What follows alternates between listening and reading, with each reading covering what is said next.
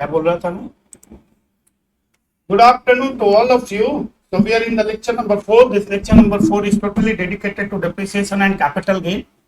Depreciation को करा देने का मौका है, क्योंकि अगर मैंने अभी डेप्रिसिएशन करा दिया तो अब हम जितने भी जीटीआई के बड़े प्रॉब्लम्स हैं उनको टच कर सकेंगे, क्योंकि नेक्स्ट 5 सेशन जो होंगे वो टोटल बड़े प्रॉब्लम्स के ऊपर होंगे। सीजी के कुछ इम्पैक्ट है कैपिटल गेन में लेके, जैसे सेक्शन 45 पे भी 1-2 क्वेश्चन है और सीजी के सीट में कुछ क्वेश्चन है, उनको भी कवर करना है इस 10 लेक्चर के भीतर। आराम से करो, शांति से करो, फ्री होकर करो, जो पढ़ाई कर रहे हो वो करते रहो। संजीवनी अपना अच्छा चल रहा है और आपने देखा होगा संजीवनी में मैंने इतने इनपुट डालने की चेष्टा की है कि अब आपके लिए जीएसटी को ना पढ़ना भी कोई बहुत बड़ी बात नहीं होगी। ठीक है, ओके। और नेक्स्ट फ्राइडे को, मोस्ट प्रोबेबली नेक्स्ट सैटरडे को मैं एक जीएसटी का मैराथन ले रहा हूं। ठीक है, अगर किसी का मन हो तो कर लीजिएगा। मैं एमईपीएल के चैनल पे लूंगा, लिंक जरूर शेयर कर दूंगा, क्योंकि कई लोगों को रहता है ना मैराथन, तो मैराथन ले रहा हूँ। जरूरत हो तो करिएगा, नहीं जरूरत हो तो मत करिएगा, कोई नहीं है। ठीक है ना? तो इस बार हमारा संजीवनी थोड़े अलग लेवल का है। इस बार अगर आपने देखा होगा सारी चीजों को फॉलो करो। जीएसटी भी जो रेगुलर था वो भी एकदम अलग था, है ना। जीएसटी कहानी को मैंने एक अलग रूप दिया, फिर मैंने संजीवनी को उससे भी ऊपर किया कि एक एक लेवल बढ़ाने के ट्राई किया। इस बार रामबाण, आप सोचो 60 लेक्चर का रामबाण है, यानी 90 से 95 घंटे का रामबाण। उसमें मैंने प्रैक्टिकल के साथ करा और अलग से मैं प्रैक्टिकल के सेंसेस ले रहा हूं। मैं मैं मैंने क्या कहा आयुष्मान बेटा, इसे तो मैंने कहा जरूरत हो तो करो, नहीं हो तो मत करो। मेरी तरफ से कुछ नहीं। किसी का अगर किसी का मन हो जाए एक बार राउंड मारने के लिए आ जाना, है ना। बता है एक राउंड मार के आता है, हाय हेलो करके आ जाना। ठीक है, हाय हेलो तो हो ही सकता है। मैं नहीं चाहता हूं कि संजीवनी, क्या होता है ना, आप रात को अचानक आपको अच्छी सी, मैंने एकदम अच्छी वाली मिठाई खिला दी गई, लो लो बेटा मिठाई खा लो।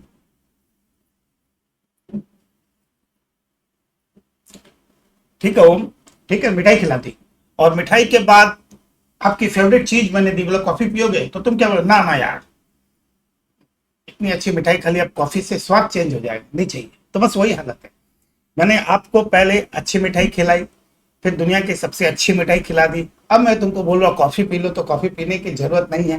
कुछ लोगों को कॉफी पीने का मन हो तो वो अलग बात है। देखो हर इंसान का अपना अपना एक तरीका होता है।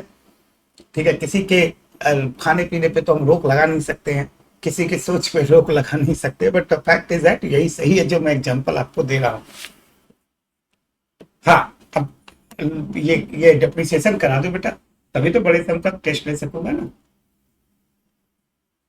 जीएसटी की मैं संजीवनी की तैयारी क्यों कर रहा हूँ इस तरीके से, गंदे तरीके से, यहाँ आपके पास अच्छा टेस्ट धड़ाधड़ ले सकूं, तब तो आपको मजा भी आएगा कि पेपर किस लेवल का होगा।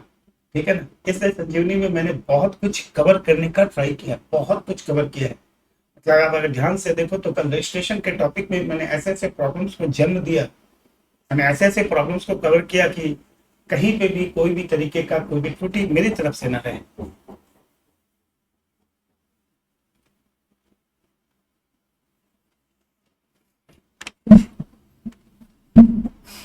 मैंने जो कहा मैं आज भी उसी बात पे हूँ। अभी मेरी तरफ से तुमने मेरे कोई बात ही नहीं सुनी, इसलिए आई एम सॉरी।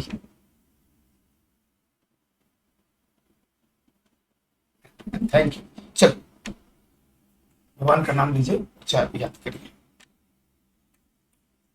हम जब हम प्रॉब्लम्स को बनाते हैं, लॉजिक की बात है, जब हम प्रॉब्लम को बनाते हैं तो तुमने देखा होगा कई प्रॉब्लम को हम अवॉइड करते रहता। सीरियली नंबर मैंने पकड़ा है, जनरली मैं 1 2 3 4 कराता हूँ, पर मैंने एक बार 1 2 3 4 नहीं कराया। क्यों नहीं कराया? देखो मेरे बच्चों पे तो मुझे भरोसा है, they are champion in depreciation. पर क्या होता है, पर लोगों को 2 मिनट बोलने में 2 मिनट लगता है कि आपने यहाँ पे डिप्रिसिएशन नहीं कराया, तो मैं मुझे तो करा नहीं था, पर मैंने होल्ड करके रखा। मैंने कहा रुक जाओ, एक बार बाकी चीजें कर लेते, फिर डिप्रिसिएशन को सीजी के साथ मर्ज करके पढ़ाऊंगा तो इन बच्चों को और मजा आएगा। डिप्रिसिएशन बीपी के 7 नंबर पेज में है, बीपी वाला। ऐसे अभी उसकी जरूरत नहीं है, कि अपना तो डिप्रिसिएशन का कंसेप्ट ही अलग है। हम डिप्रिसिएशन में जो पढ़ेंगे बहुत सारी चीजों को कवर करेंगे। डिप्रिसिएशन में पहला जो सेक्शन आता है वो आता है सेक्शन 32 सबसेक्शन 1 क्लॉज 1, फिर आता है 2, फिर आता है 2A, फिर आता है 3, आता है ना, यस सर ये आता ही है। फिर आता है 2 सबसेक्शन 11 जिसमें हम ब्लॉक ऑफ एसिड की बात करेंगे। तो ध्यान से करिएगा क्योंकि सीजी के साथ मर्ज करूंगा तो थोड़ा सा ध्यान रखिएगा। हाँ दादा, आपका जीएसटी का फास्ट ट्रैक का सेशन अटेंड किया तो बेटर ही होगा ना। मैं तुम्हारे क्वेश्चन का क्या जवाब दूं, मुझे समझ ही नहीं आया क्वेश्चन क्या पूछना चाह रहे तुम। ठीक है, ब्लॉक ऑफ एसेट तो यहाँ पे क्या है, यहाँ पे डिप्रिसिएशन है, यहाँ पे भी डिप्रिसिएशन है, पर ये पावर जनरेटिंग यूनिट के लिए।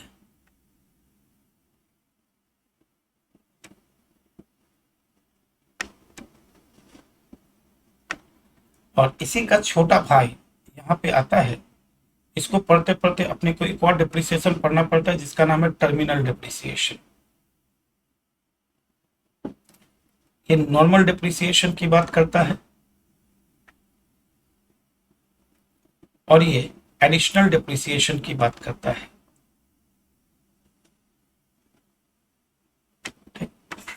ब्लॉक ऑफ एसेट की बात करता है। जब आप इन सब चीजों को पढ़ना चालू करोगे तो मैं सीजी में कैसे पंच करेंगे। सीजी में 2 सेक्शन है, एक है सेक्शन 50 सबसेक्शन 1, एक है सेक्शन 50 सबसेक्शन 2। 50 सबसेक्शन 1 जो आता है वो block of acid, block of acid exist के बारे में बात करता है और ये बात करता है block of asset ceases to exist. मुझे मेरा मन बोल रहा है इस बार डिप्रिसिएशन का सम आएगा, पहले से बता दे रहा हूँ, इसलिए मैंने कहा था वेरी इंपॉर्टेंट टॉपिक। मेरा मन कर रहा है, मेरा मन बोल रहा है कि इस बार डिप्रिसिएशन के ऊपर प्रॉब्लम आएगी। न्यू सिलेबस है, बीपी का पार्ट है, डिप्रिसिएशन पे इंडिविजुअल 5 नंबर का क्वेश्चन बनने की गुंजाइश है। और मन क्या कर रहा है, मेरे को लग रहा है 99% प्रोबेबिलिटी है। याद है मैंने 6 तारीख को आपको एक व्हाट्सएप मैसेज किया था, अगर आपको याद होगा तो be ready for Iran and Israel turmoil. जब कहीं कुछ खबर नहीं थी तो मैंने आपको 1 जनवरी को भी ये बात कही थी, मैंने 6 तारीख को भी कही थी, और आज मैं कह रहा हूं 9 बजे के बाद तमाशा देखिएगा।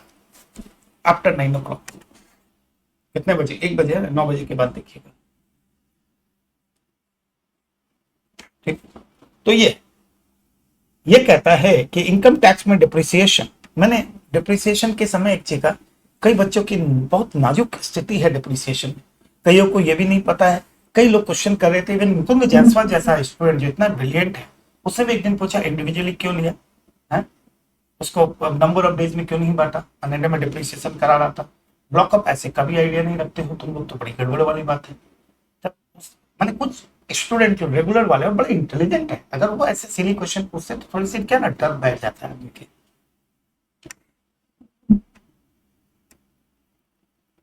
Depreciation under income tax act,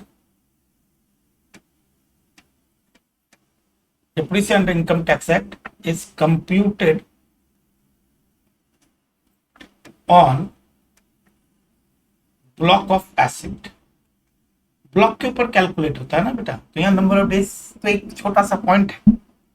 block of asset का मतलब क्या होता है,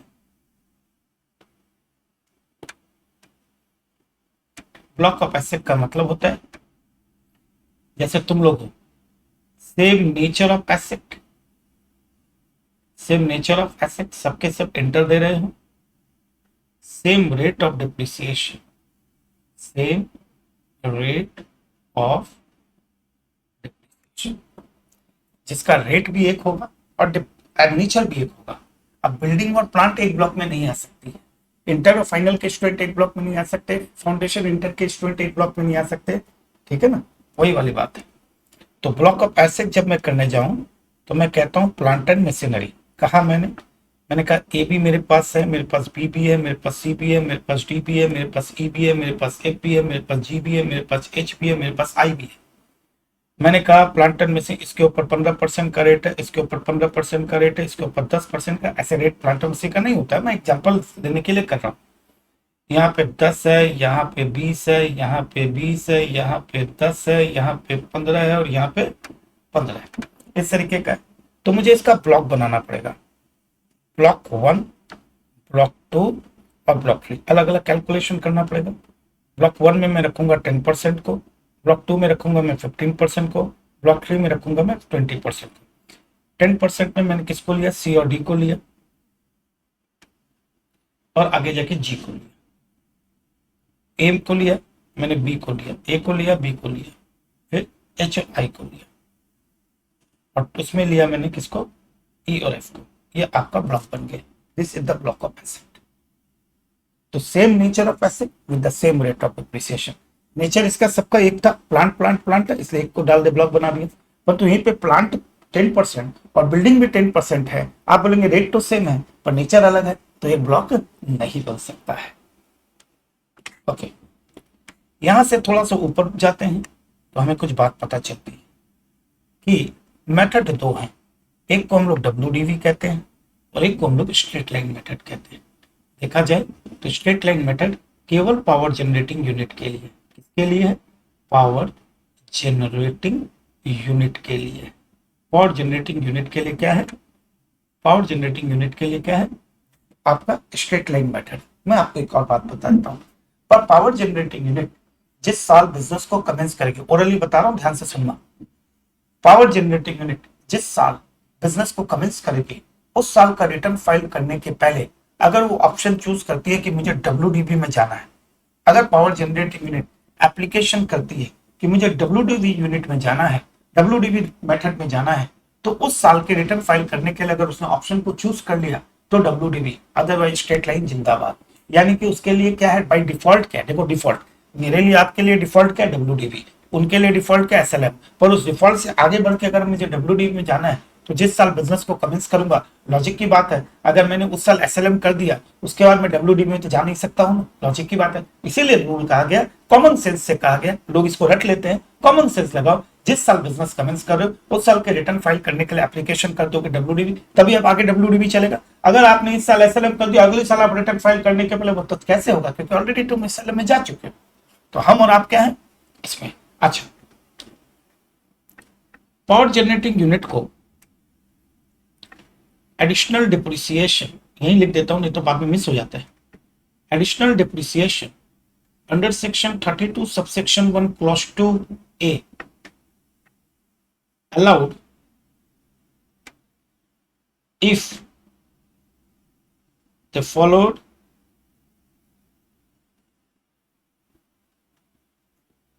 WDV।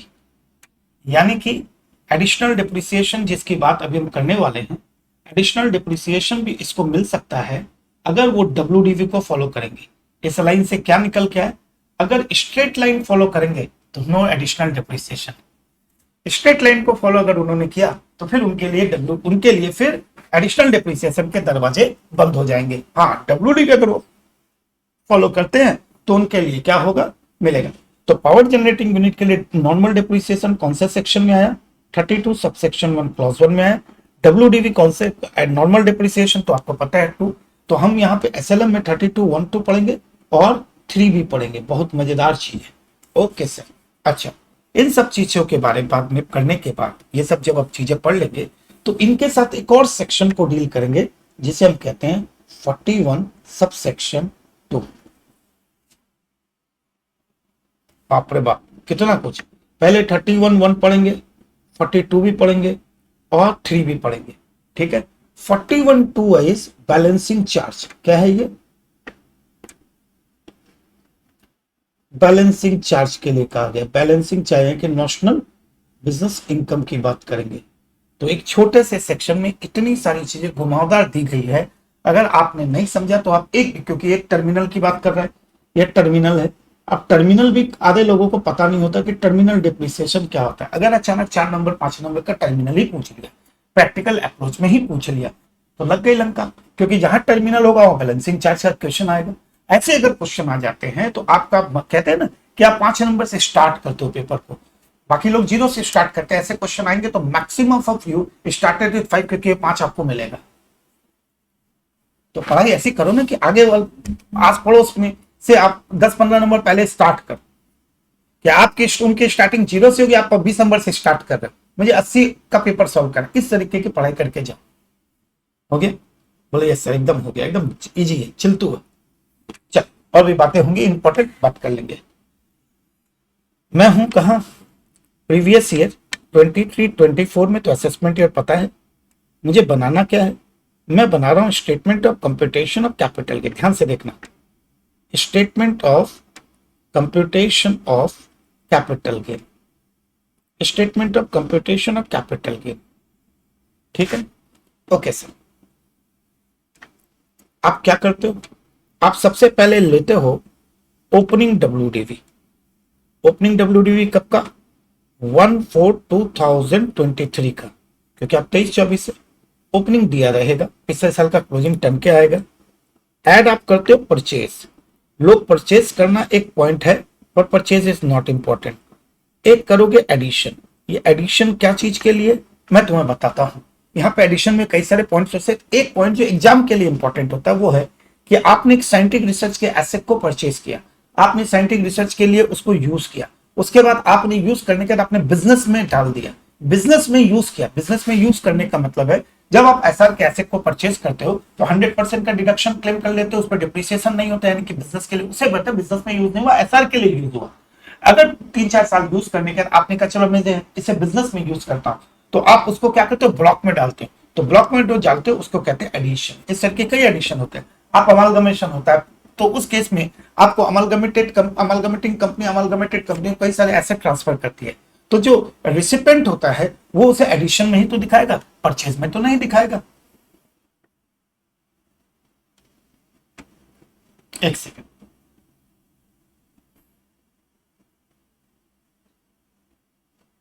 सीजी करते, सीजी लिख दिया मैंने, एडिशन। तो बहुत सारे पॉइंट्स हैं ऐसे, तो ये आ गए अपने ये। अच्छा, यहां पे जब मैं परचेज की बात कर रहा हूं, परचेज का मतलब क्या, put to use. Put to use का मतलब ready for use, actual use नहीं, रेडी फॉर यूज। अब यहां से आप क्या हटाओगे, यहां से आप सेल, यानी कि जो भी पैसा आपको रिकवर हो सेल करके, सेल, डिस्कार्डेड, डिस्ट्रॉयड। अब यहां पे एक पॉइंट डिस्ट्रॉयड भी है, अगर आप इस वर्ड को ढंग से समझो तो सेल, डिस्कार्डेड, डिस्ट्रॉयड वर्ड बहुत, सेल पैसा आया, डिस्ट्रॉयड, डिस्ट्रॉयड का मतलब यहां पे क्या, कंप्लीट डिस्ट्रक्शन की बात कर रहा है। क्यों? अगर आपका कंप्लीट डिस्ट्रक्शन होता है, आप माइनस करते हो, तो जब आप माइनस करते हो और वो एसेट उसी में रह जाता है तब तो प्रॉब्लम हो जाती है ना। तो डिस्ट्रॉयड हो गया, खत्म कर, सेल, डिस्कार्डेड, डिस्ट्रॉयड। इसके अगेंस्ट में जो आप मनी रिसीव करते हो, क्योंकि अगर आप पैसे रिसीव कर रहे हो और एसेट अभी भी पार्टली डैमेज हुआ है, अभी भी उसी के भीतर है, तो आप उसको कैसे हटा सकते हो भाई? क्योंकि प्लांट में तो ब्लॉक है, ब्लॉक में 5 प्लांट है, एक प्लांट का डिस्ट्रक्शन हो गया, कंप्लीट डिस्ट्रक्शन हो गया, उसके एवज में पैसे आप माइनस कर दिए, प्लांट भी चला गया और पैसे भी चले गए। पर आपका प्लांट अभी भी वहीं पे खड़ा हुआ है, क्योंकि पार्टली डैमेज हुआ, आपने रिपेयर करके उसको रीइंस्टॉल कर लिया है और उसका पैसा आप माइनस कर दे रहे हो, तो this is not going to a treatment. हाँ, तो sale, discarded, destroyed, money received, इसके अगेंस्ट में। एक और है, ठीक है, एक और है स्क्रैप। स्क्रैप को भी हम माइनस करते हैं। स्क्रैप में even though no amount received,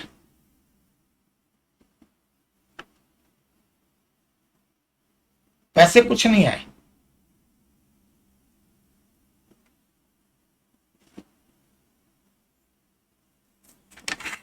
फिर भी आप माइनस करोगे, ये आपका आ गया क्लोजिंग WDV।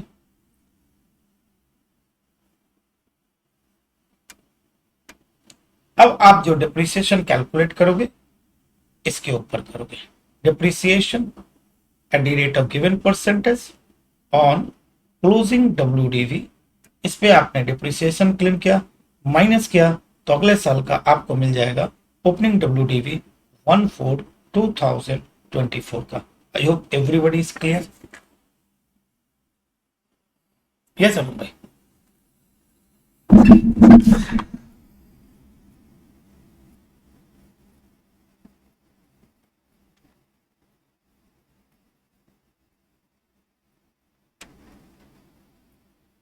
क्लियर,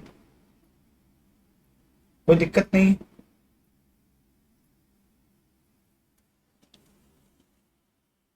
दादा अगर सेल पहले हुई है और परचेज बाद में हुई, तब भी हम पहले परचेज माइनस करेंगे और सेल्स बाद में।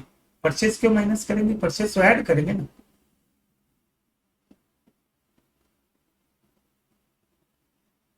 अरे पागल लड़की, वो तो परचेज। अरे मेरे माँ, आपके पास एक ब्लॉक में 5 एसेट है, ठीक है, A B C D E. आपने बी को बेचा, आपने बी को कब बेचा, आपने बी को बेचा कब, मान लो जुलाई में, और आपने जनवरी में जाके एक एसेट को परचेज किया, तो क्या क्या प्रॉब्लम है। परचेज तो ऊपर ही होगा ना, परचेज तो आपने A B C D E नहीं किया, एफ किया होगा, तो जो परचेज एफ किया होगा तो ऐड ही होगा ना। और आपने बी को बेचा है तो बी सेल होगा ना। इसमें कोई प्राय वो थोड़ी है ऊपर नीचे, परचेज तो ऊपर ही जाएगा। आप चाहे जनवरी में परचेज करो या फरवरी में करो, जो भी परचेज किया वो आप नया प्लांट ही करो, ए बी सी डी थोड़े करो, एफ करो नया, उसको तो ऐड ही करेंगे ना। ठीक है, ओके। अब मैं तुम्हें एक चीज और सिखा देता हूं, हाथों हाथ सिखा देता हूं। Statement of computation of capital gain होना चाहिए, ठीक। अब इसको हम एक प्रॉब्लम में लेके जाए, और उसके पहले एक स्पेशल नोट्स को कवर कर लें। समय जी थोड़ा सा धैर्य रखेंगे तो होगा। मैं बाकी बड़े लोगों की तरह, बड़े एडुकेटर्स की तरह नहीं हूं कि मैं एकदम फटाफट समझा सकूं। मैं स्लो मूविंग आदमी, खरगोश नहीं हूं मैं, क्या बोलते हैं उसको, कछुआ, कछुआ भी नहीं हूं मैं, उससे भी स्लो। शांति से रहो, सब बताएंगे। आइए देखो, if an asset is acquired किया and put to use less than 180 days during same previous year। याद रखना एक एक करके, आपने एक्वायर्ड किया, पुट टू यूज किया, और कितना किया, पुट टू यूज तो किया, पर कितना किया, less than 180 days during the same previous year. क्या बोला उन्होंने, सेम प्रीवियस ईयर, सेम। अगर प्रीवियस ईयर चेंज हो जाएगा तो this rule is not applicable. यानी कि 23-24 में आपने परचेस किया और 23-24 में put to use less than 180 days किया, then depreciation on such asset restricted to 50% of normal rate. यानी कि 15 होगा तो हम उसे कहां ले जाएंगे, 7.5 में। और यहां पे एक पॉइंट याद रखना है अपने को, फीफो जो अंत में आया वो रह गया। फीफो का मतलब हो गया जो अंत में आया रह गया। यानी कि देखिए, जिस साल खरीदोगे उसी साल, अगर मैंने 22-23 में खरीदा, 23-24 में पुट टू यूज 2 दिन के लिए भी किया, तो डिप्रिसिएशन मुझे पूरा मिलेगा, क्योंकि ईयर ऑफ परचेज और year of put to use change हो गया है। एक क्वेश्चन से स्टार्ट करके फिर हम इसको क्या करेंगे, कन्वर्ट करेंगे प्रैक्टिकल में। FAQ 1, ध्यान से X Limited owns a block of asset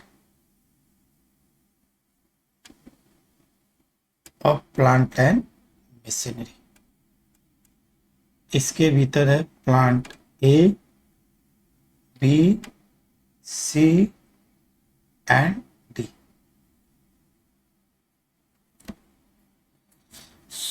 समझ आया बेटा। तो opening WDV as on 1/4/23 of block is rupees 6 lakh,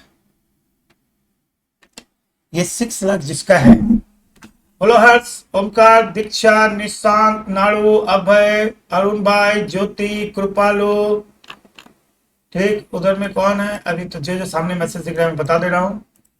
राजन भाई, अब्रसन, मुकुंद, मिथिलेश, नीलाद्री, नंदिनी, पवित्रा, अरे बाबा, आरूप, अनीश, अमी, रोहित, वाह वाह वाह वाह, चल आदित्य, प्रीतम, अच्छा आ गया। देखो, block of asset as on 6 lakh,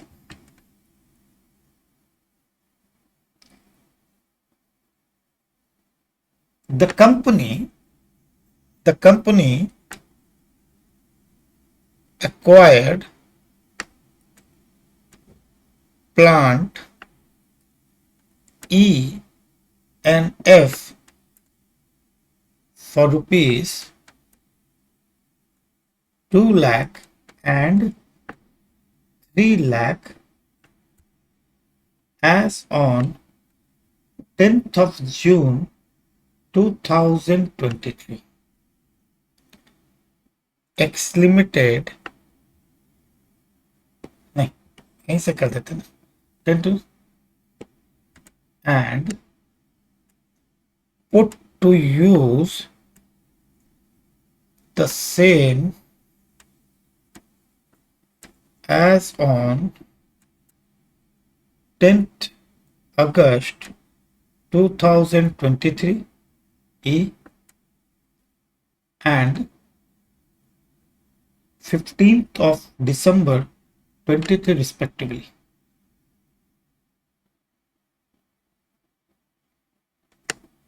यानी कि देखो, पुट टू यूज की डेट है, परचेज की डेट तो उन्होंने परचेज कर ली 23 जून में, और पहला प्लांट ई को पुट टू यूज किया 10 अगस्त को, प्लांट बी को यूज किया 15 दिसंबर। वाह, तो यहीं से दिख रहा है आप जब 180 दिन का, क्योंकि year of purchase, year put 10 अगस्त से लेके मार्च का कैलकुलेशन करो, क्योंकि 23-24 है तो मार्च 24, और 15-12 से 23 का कैलकुलेशन करो, तो पता चलेगा एक प्लांट मोर देन 180 वाला और एक प्लांट लेस देन 180 वाला दिख रहा है मुझे। Yes, X limited transfer plant B as on 2nd of March 2024 for rupees A 4 lakh, B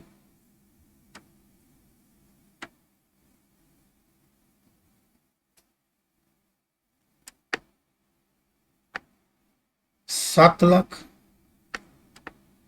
C 15 lakh. ये 3 सिचुएशन पे सम मैंने दे दिया। डिप्रिसिएशन निकालना है अपने को 23 रुपीज की, ठीक। कैसे बनाएंगे देखो ध्यान से।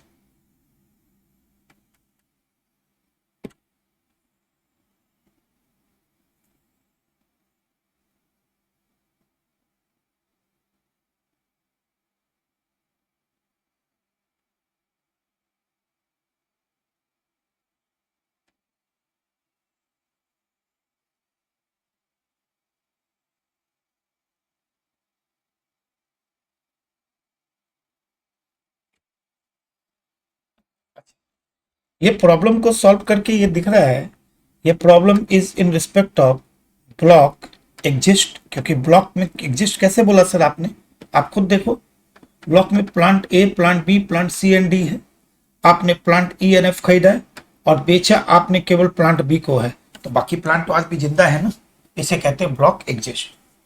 तो आपकी सिचुएशन 3 खड़ी हो गई, एक सिचुएशन ए, दूसरी है बी और तीसरी है सी। Yes sir. अब जैसे आपकी सिचुएशंस खड़ी हुई तो आप क्या करोगे, आप सॉल्यूशन करना चालू करोगे।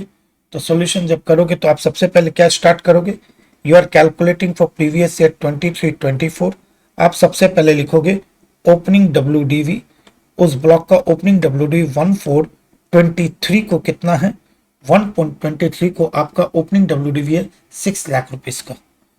तो तीनों ही सिचुएशन में 6 लाख ही है। यस सर 6 लाख है एंड 6 लाख। हो गई बात खत्म। ओके, अब आप ऐड क्या करोगे, परचेज। परचेज जो आपने किया है, परचेज आपने एक प्लांट किया है, परचेज आपने जो किया है प्लांट ई किया है और प्लांट एफ किया है। ई जो है मोर देन 180 वाला है, 180 है, और लेस देन 180 है। एक है 2, एक है 3। तो यहाँ पे आपने कितना किया है, 2 लाख, इस ब्लॉक में 2 लाख, 2 लाख, और जो लेस देन 180 डेज वाला है वो 3 लाख का है। ऐसे सजा के करोगे तो गलती आगे कम होगी, और कोई बात नहीं। चलिए यहां से मैं सेल के अमाउंट पे जाता हूं। सेल में जाने के पहले टोटल कर देता हूं।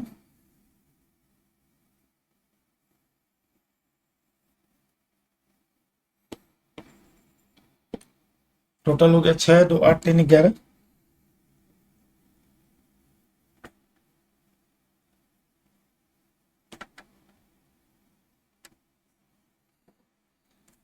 अब यहां से हम जा रहे हैं सेल में। अलग अलग अमाउंट दिया हुआ है। One is for 4 lakh, second one is called 7 lakh and third one is called 15 lakh.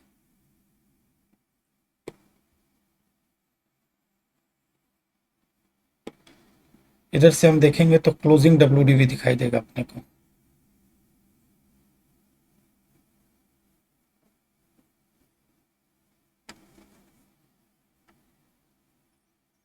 $7 lakh, 4 lakh, nil. Negative कभी नहीं करोगे, क्या करोगे हर्ष, 80 दिन कहां से बेटा, 10/8 को पुट टू यूज किया से लेके 10/8 को पुट टू यूज किया तो लास्ट डेट तक 31 मार्च 24 तक, 15 को पुट के यहां से लेके 31 मार्च साल के अंत तक देखेंगे ना बेटा। इन दोनों के बीच का डिस्टेंस देखते हैं हर्ष भाई, ठीक है ना। Closing WDV। अब ध्यान से देखो, ध्यान से देखो, डिप्रिसिएशन क्या निकालोगे, depreciation under section 32 subsection 1 clause number 2। देखो ओके, 7 लाख का है, पर इस 7 लाख के भीतर एक ऐसा प्लांट भी मैंने देखा है जो put to use less than 180 days का है, put to use less than 180 days का है। तो रूल क्या कहता है, फीफो। फीफो का असली मतलब क्या होता है, जो अंत में आया वो रह गया। शादी वाड़ी में सबसे लास्ट में खाना जाते हो तो लास्ट में खाना पीना खा के आते हो, जो लोग पहले जाते हैं हाई खा के आ जाते हैं, ठीक है ना। ठीक उसी तरह आप शादी वाड़ी में पहुंचे तो सबसे लास्ट में गए तो सबसे लास्ट में ही निकलोगे। तो आप इस 7 लाख रुपए में से उस प्लांट के बारे में बात की जाती है, उस प्लांट के बारे में बात की जाती है जिस प्लांट जो सबसे लास्ट में आया पहले उसको निकालो, जो सबसे लास्ट में आया पहले उसको साइड करो। तो देखो कौन आया सबसे लास्ट में, सर सबसे लास्ट में ये 3 लाख वाला है, क्योंकि लेस देन 180 डेज ब्लॉक में सबसे अंत में कौन गया, 3 लाख वाला। तो पहले उसको साइड कर देते हैं, 3 लाख। अच्छा रेट ऑफ डिप्रिसिएशन नहीं दिया ना, 15% का रेट है, हाँ प्लांट में से 15% ही होता है, 3 लाख। तो इस 3 लाख के ऊपर रेट कितनी हो जाएगी, 7.5%। बाकी कितना बच गया, 4 लाख। 4 लाख के ऊपर रेट कितनी हो जाएगी, 15%। अब देखो यहां पे कितना बचा, 4 लाख। 4 लाख में से अपने को कौन सा प्लांट पहले निकालना है, जो put to use less than 1 year की, जो लास्ट में है। लास्ट में तो यही वाला प्लांट है जो put to use less than 180 days है, इसके ऊपर 7.5। बाकी जो बचा 1 लाख, उसके ऊपर 15%। यहां तो डिप्रिसिएशन ही नहीं आएगा।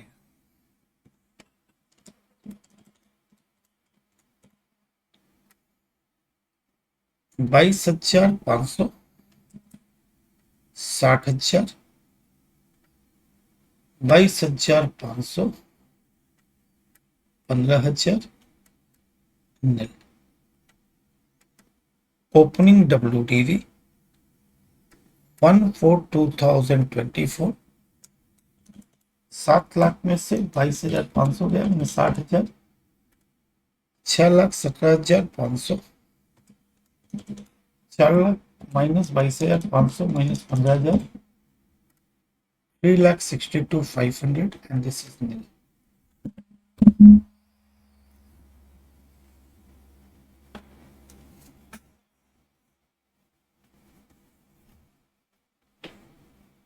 हर्ष ने पूछा है कि फीफो फीफो का मतलब क्या होता है बेटा? First in first out, first in first, जो पहले आया वो पहले गया, तो इसका मतलब क्या है? जो अंत में आया वो रह गया। जो यही गड़बड़ है। तुम लोग क्या करते हो? वर्ड में जाते हो, तुम लोग क्या करते हो? वर्ड में जाते हो। तेजस, हर्ष, तुम लोग क्या कर रहे हो? फीफो फीफो का मतलब क्या होता है? इंग्लिश में तुम लोग फीफो क्या बोलते हो? फर्स्ट इन फर्स्ट आउट, जो पहले गया था वो पहले चल निकल जाएगा, यही है ना फर्स्ट इन फर्स्ट आउट। पर इसका उल्टा मतलब क्या हुआ?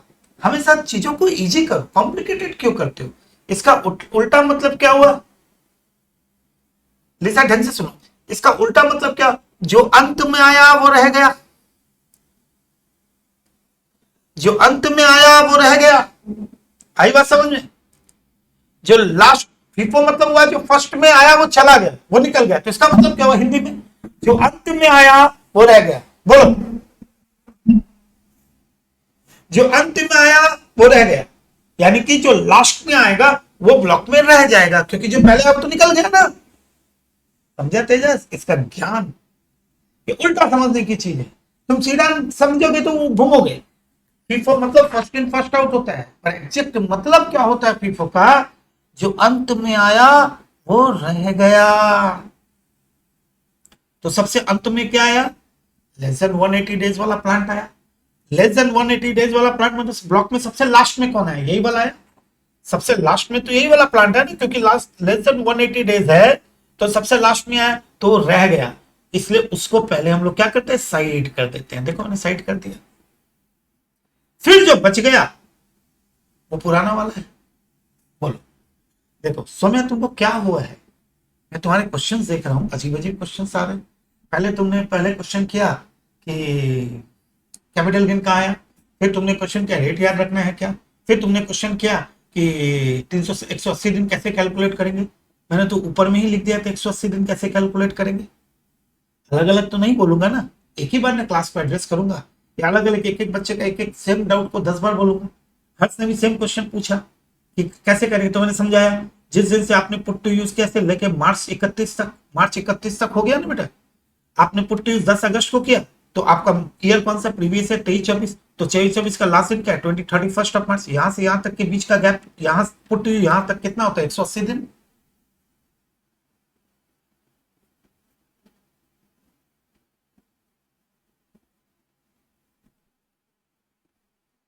बोलो, हाफ रेट लगाएंगे? हर तुम मुझसे पूछ रहा है या तुम मुझसे क्या कर रहा है? तो हाफ रेट लगाएंगे तो हाफ ही तो लगाए ना बेटा, उस प्लांट के ऊपर हाफ लगाए। तेजस समझ में आया?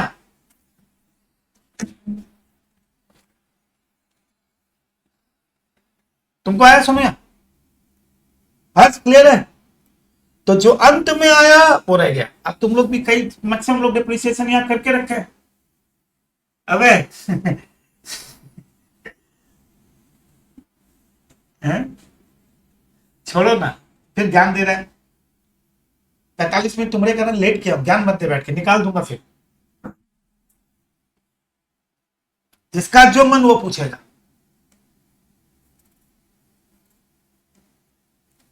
पर एग्जाम में आएगा वहां पे बोलेंगे सर आपने तो जल्दी जल्दी करा दिया था, बेचारे के बच्चे का 5 नंबर खराब हो गया, तो मैं तो जिंदा एकदम गिल्टी में आ जाऊंगा।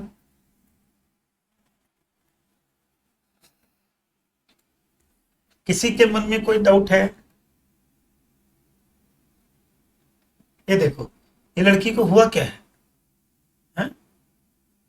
देख रहे थे पास से नारायण पवार है, लड़की क्वेश्चन पूछती है, उसका जवाब देता हूँ, आंसर नहीं देती है। है?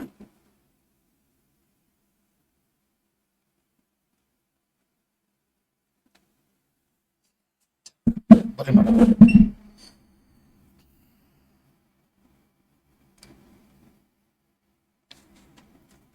पागल हो गए लोग क्या, गुस्सा उस्सा नहीं किया, मैं बोल रहा हूँ तुमको हुआ क्या आज।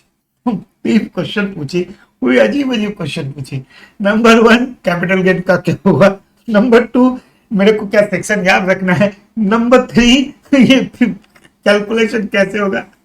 हाँ ओमकार, समझ तुम्हारा क्वेश्चन। अगर मैंने जिस साल परचेज किया उस साल पुट टू यूज नहीं किया तो ब्लॉक में तो उसको डालूंगा ही नहीं, वो तो ब्लॉक में आएगा ही नहीं।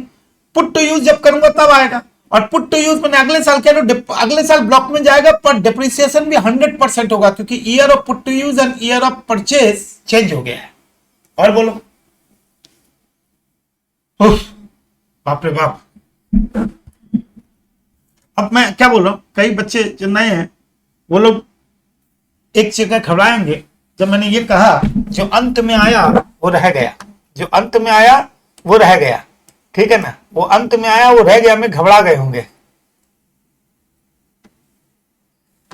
मुकुंद समझ में तो आ गया, थोड़ा बहुत कंफ्यूजन क्वेश्चन बन, अभी भी इनको कंफ्यूजन है, ये लोग सब पत्ता लेकर क्लास कर रहे हैं।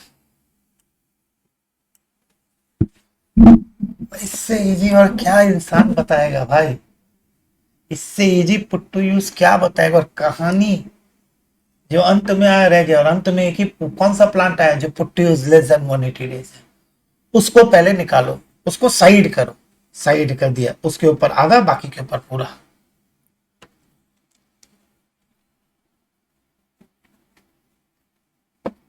चल ले बेट, तैयारी करो।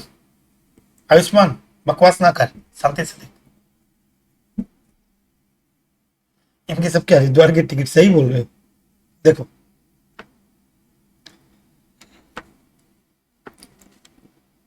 स्टेटमेंट ऑफ कंप्यूटेशन, अच्छा वो मैंने डिप्रिसिएशन करा दिया, कंप्यूटेशन ऑफ कैपिटल गेन,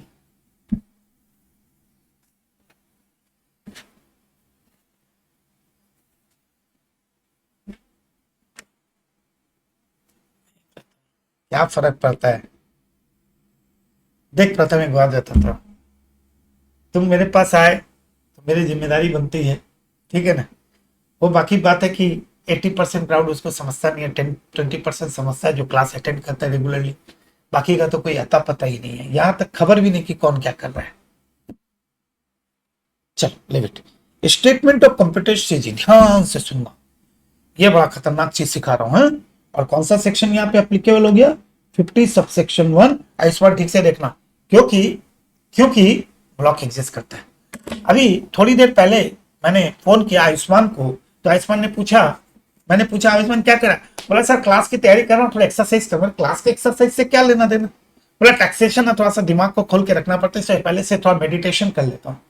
बोला कैसे मेडिटेशन कर रहे हैं, बस ऐसे खड़ा होकर कर। मैंने कहा वो उल्टा करके कर, उल्टा खड़ा हो, देना मेडिटेशन का लेवल बढ़ जाएगा और भी कई सारी बीमारियां दूर हो जाएगी। बोला क्या क्या होगा उससे, तो उल्टा खड़ा होगा ना आयुष्मान, तो तुम्हें सारी चीजें समझ में आ जाएगी।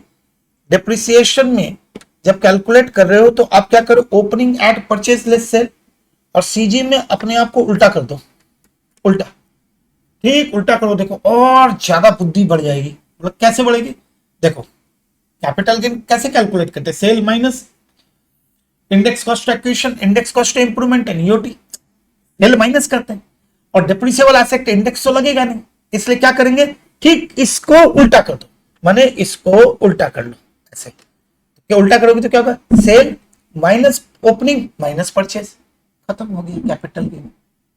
इसको लेके इतना दंगा करते हैं लोग। लो भैया, सेल कितने में किया, 4 लाख में, 7 लाख में, 15 लाख में, लेस उल्टा ओपनिंग डब्ल्यूडीवी, यानी कि कॉस्ट को माइनस कर, एक तरीका से देखा तो कॉस्ट ही माइनस हो रहा है ना, लेस परचेज या एडिशन। एक तरीके से आप क्या कर रहे हो, डिप्रिसिएशन के सिस्टम को उल्टा कर रहे हो, खत्म हो गया। तो ये एक तरीका से हो गया। ओपनिंग डब्ल्यूबी कितना था, 6 लाख, ओपनिंग कितना था? 6 लाख। ओपनिंग कितना है? 6 लाख। परचेस कितना है? 2 3 5 लाख, 5 लाख, 5 लाख, 5 लाख। याद है special notes on capital gain में लिखा है था क्या? Depreciable asset always generate short term, depreciable asset always generate short term. तो शॉर्ट टर्म कैपिटल गेन या लॉस डिप्रिसिएबल एसेट में तो इंडेक्स लगता नहीं और आपका हमेशा शॉर्ट टर्म ही जनरेट करता है। तो 6 5 11 ये 7 लाख का नुकसान हो गया मुझे, 6 5 11 ये 4 लाख का मुझे नुकसान हो गया, और यहाँ पे 6 5 11 4 लाख का मुनाफा हो गया। ये पिक्चर दिख गई, ठीक है, ये पिक्चर आ गई। तुम थोड़ा सा कैलकुलेशन को देखोगे तो बड़ी इंटरेस्टिंग चीज तुम्हें दिखेगी। यहाँ क्लोजिंग डब्ल्यूडी 7 लाख का था, यहाँ शॉर्ट टर्म लॉस 7 लाख का है। यहाँ 4 लाख का क्लोजिंग डब्ल्यूडी भी था, यहाँ 4 लाख का शॉर्ट टर्म कैपिटल लॉस है। यहाँ पे क्लोजिंग डब्ल्यूडी था, इवन तो ब्लॉक में एसेट है पर क्लोजिंग डब्ल्यूडी नेगेटिव हो नहीं सकता, नील। यही तो ब्यूटी है ना, क्योंकि और depreciation is not calculated individual asset, depreciation is calculated on block of asset. तो ब्लॉक की कहानी है। सच तरीका इनकम टैक्स एक्ट क्या बोलता है कि अगर आप किसी एक सेक्शन में बेनिफिट ले रहे हो तो किसी दूसरे सेक्शन में बेनिफिट नहीं ले सकोगे। अब आप सोचो, अगर मैं 7 लाख रुपया आपको short term capital loss claim करने दूं तो आप शॉर्ट टर्म कैपिटल लॉस को आप सेट ऑफ करोगे और उसी 7 लाख के ऊपर डिप्रिसिएशन भी आप क्लेम कर रहे हो। ये तो हो नहीं सकता है ना। हाँ सर, ये बात तो सही है। इसलिए इसको हम लोग क्या लिखेंगे? Not eligible to set off. क्यों नहीं कर सकेंगे? क्योंकि आप ऑलरेडी डिडक्शन डिप्रिसिएशन क्लेम कर रहे हो। थर्ड सिचुएशन में आपका डिप्रिसिएशन नील है पर प्रॉफिट हुआ है तो इसके ऊपर लाइबल टू टैक्स है, यानी कि डबल नुकसान। एक तो टैक्स नहीं देगा, लाइबल टू टैक्स है। और बोलो कैपिटल गेन खत्म।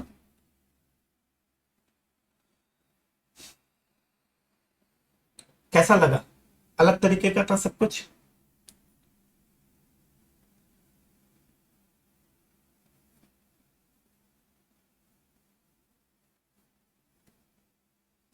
नाइन्टी परसेंट लोग क्या करते हैं? डिप्रिसिएशन पढ़ते हैं पहले, बाद में सीजी में जाके अलग से करते हैं। नहीं तो डिप्रिसिएशन का सीजी बना के आएंगे एग्जाम में। हम डिप्रिसिएशन के सम आएगा तो हम सीजी का भी इंपैक्ट देके आएंगे। लो भैया सीजी का भी इंपैक्ट ले लो, क्योंकि डिप्रिसिएशन का सीजी होना है।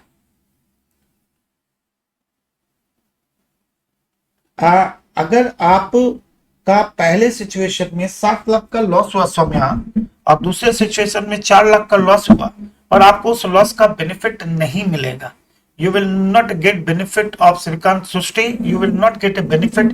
क्यों नहीं बेनिफिट?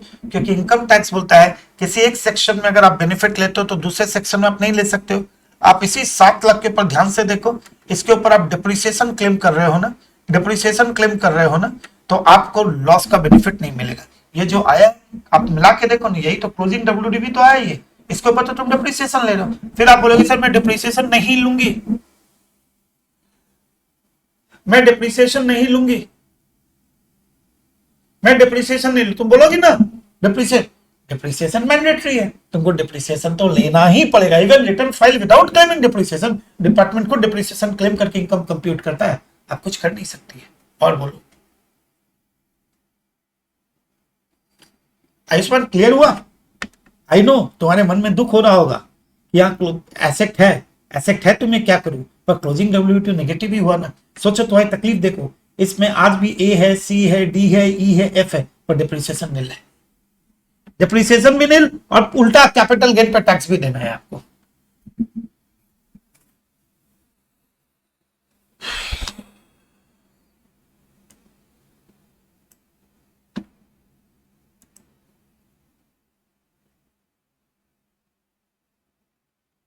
अच्छा वो लड़की है क्या, लड़का है क्या?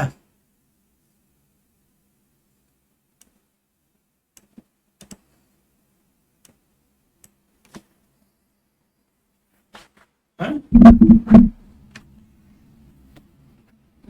ओ अब समझ आओ, अपने गौरव भाई का दोस्त। चलिए नेक्स्ट सिचुएशन।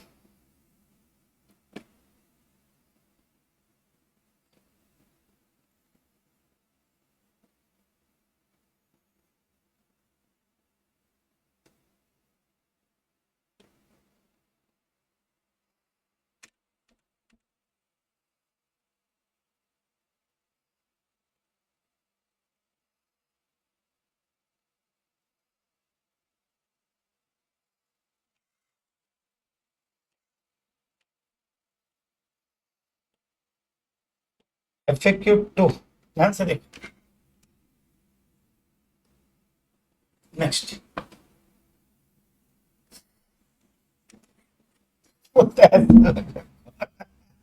नहीं, दोनों में जमीन आसमान का अंतर है।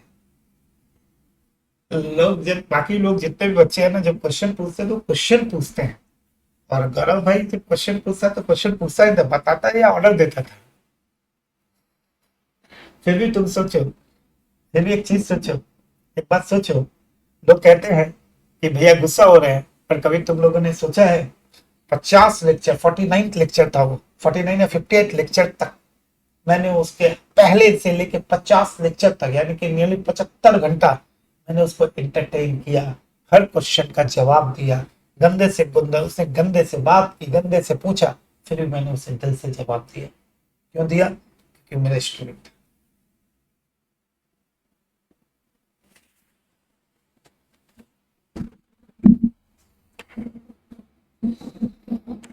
आइए सेम क्वेश्चन, ध्यान से देखिए।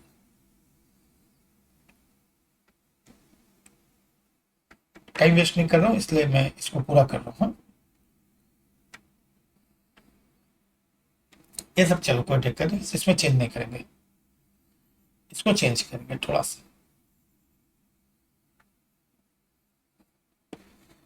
मान लो इसने बेचा 3 लाख में, 5 लाख में और 10 लाख। ओपनिंग डब्ल्यू 4 लाख, नया प्लांट आपने खरीदा 2 लाख,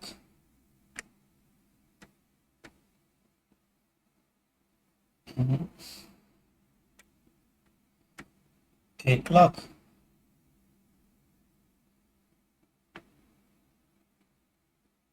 2 लाख। ठीक, एक सीमेंट ट्रांसफर ABCDENF।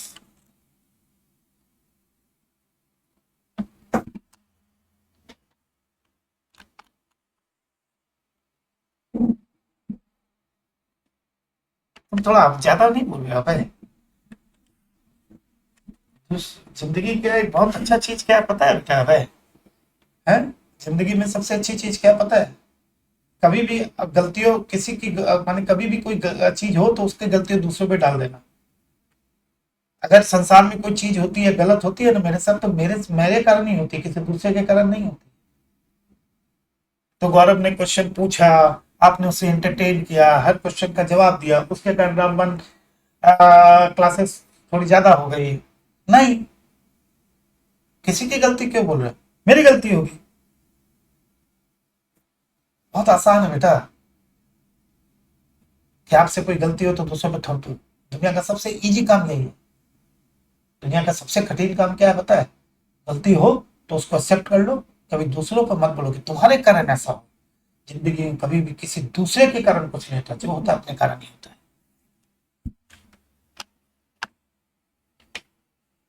देखो क्या क्या गया, ए भी गया, बी भी गया, सी भी गया, डी भी गया, ई भी गया, एफ भी गया, सब कुछ गया। अब तो ब्लॉक सीज हो गया, ब्लॉक सीज हो गया, ब्लॉक सीज हो गया। चल, बहुत ही मजेदार होगा इस बार भी इस बात का कैलकुलेशन करना, क्योंकि ब्लॉक सीज हो गया। सब चले गए, सब चले गए, सब चले गए। सॉरी बोलने के लिए थोड़ी मैंने तुमको बोला था, मैं तो तुम्हें जिंदगी की कुछ चीजें सिखा दे रहा हूँ। उसके बाद कौन सिखाएगा? थोड़े दिन बाद कोई रहेगा नहीं बोलने वाला, बार बार बोले पढ़ लो पढ़ लो पढ़ लो पढ़ लो पढ़ लो पढ़ लो पढ़ लो पढ़ लो पढ़ लो। कौन बोलेगा? जाग जाओ जाग जाओ जाग जाओ, तुम अपने रास्ते में अपने रास्ते, है ना?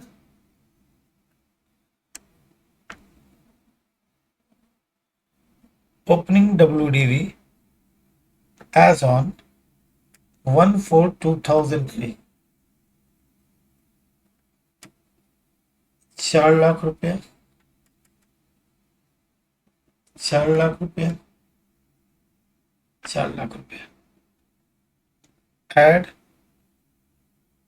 Purchase more than 180, less than 180, more than 180 1 lakh और यहां पे 2 लाख।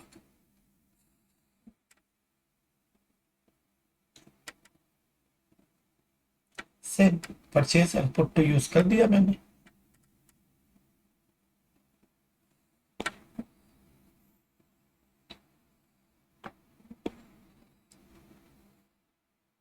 सेवन एंड 7 लेस क्या करना है, सेल डिस्कार्डेड डिस्ट्रॉयड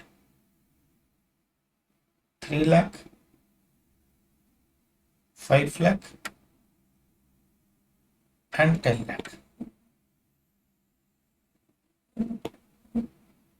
तो क्लोजिंग डब्ल्यूडीवी आ गई अपने पास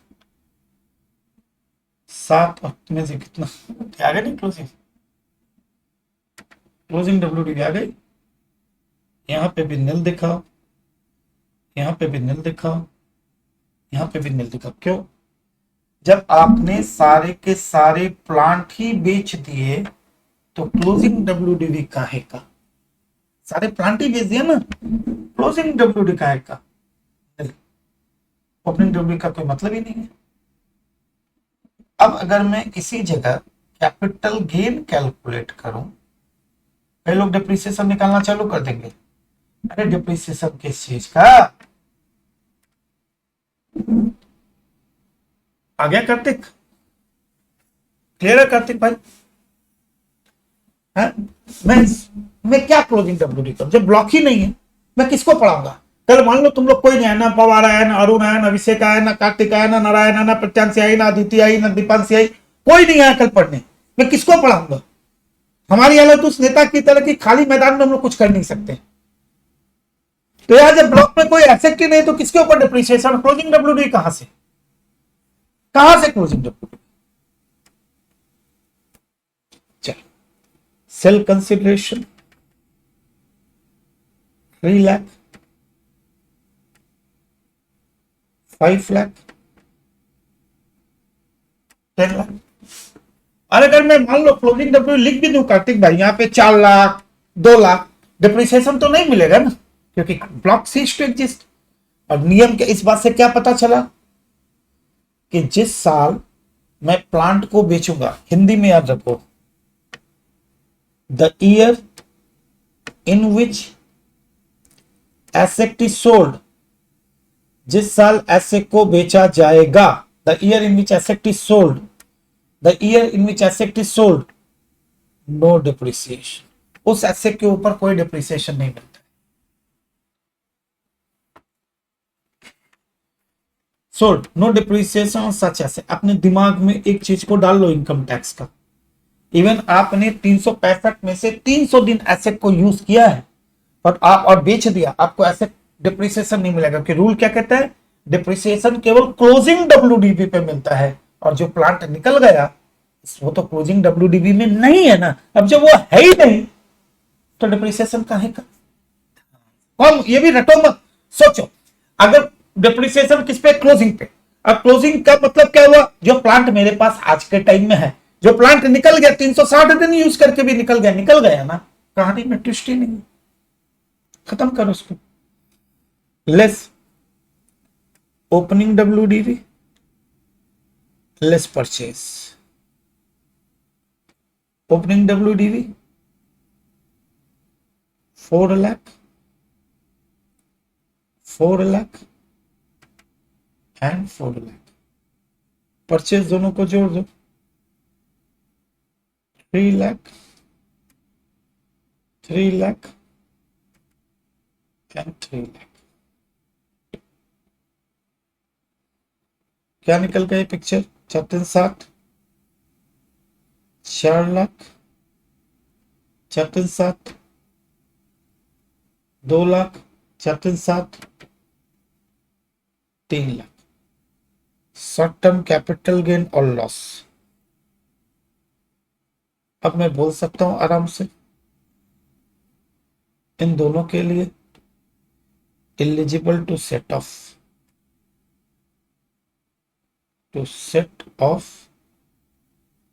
and carry forward. यहाँ तो liable to tax है under section 50 subsection 2 block accusation.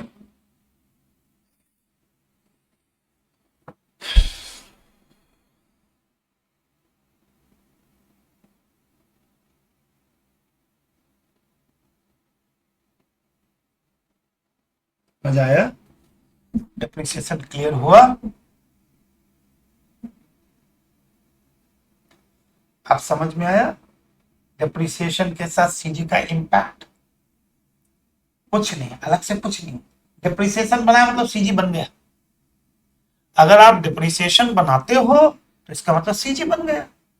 कुछ करना ही नहीं होता यार।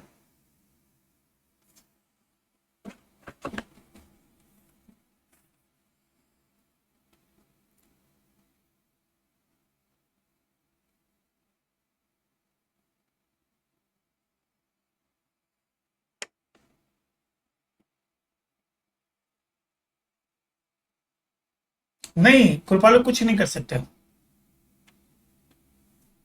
कौन सा 3 लाख पे टैक्स? ये 3 लाख पे टैक्स योगेंद्र बेटा, तो अलग अलग सिचुएशन है, एक सम थोड़ी है बेटा। ये एक ही कंपनी का 3 ब्लॉक थोड़ी है, ये तो अलग अलग सिचुएशन से बनाया हुआ सम है। तो फिर सेट ऑफ की बात, ये अलग है, ये अलग है, ये अलग, सब अलग है। क्या बोलता है? ऐसे 2 तरीके के होते हैं, टेंजिबल और एक इनटेंजिबल। इनटेंजिबल का रेट अभी से याद रखो, और इनटेंजिबल का रेट है 25%।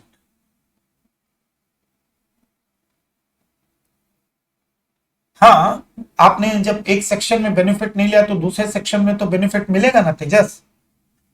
आपने डिप्रिसिएशन मिला नहीं क्योंकि क्लोजिंग डब्ल्यूडीवी नहीं था, तो अब आपको सेक्शन 32 नहीं मिला, तो अब सेक्शन 71 और 74 का फायदा तो तुम लोगे ना, 74 का फायदा लोगे ना।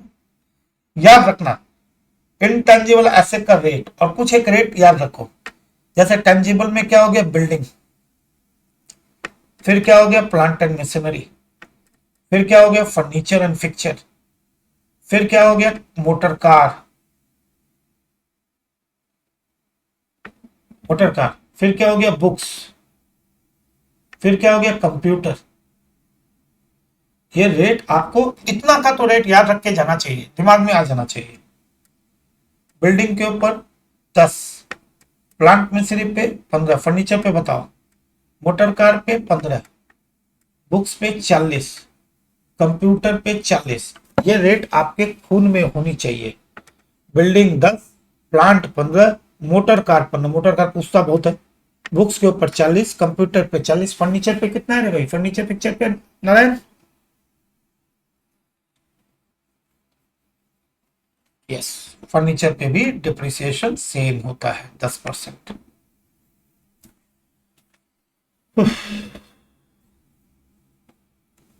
हो गया? देखो दिया हुआ ना, rate of depreciation for intangible asset कितना दिया हुआ? 25%। Yes sir. फिर दिया block of asset under section 2, same class of asset, same rate of depreciation.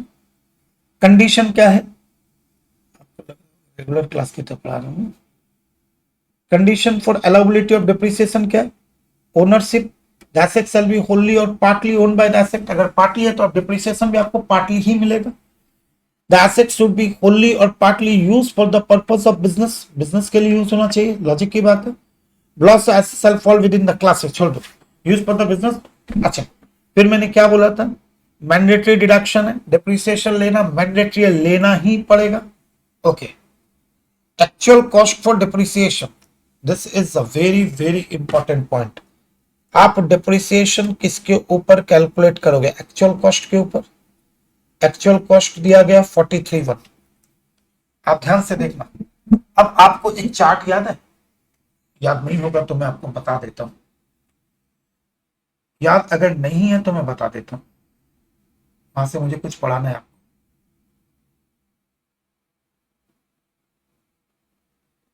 ध्यान से सुनना।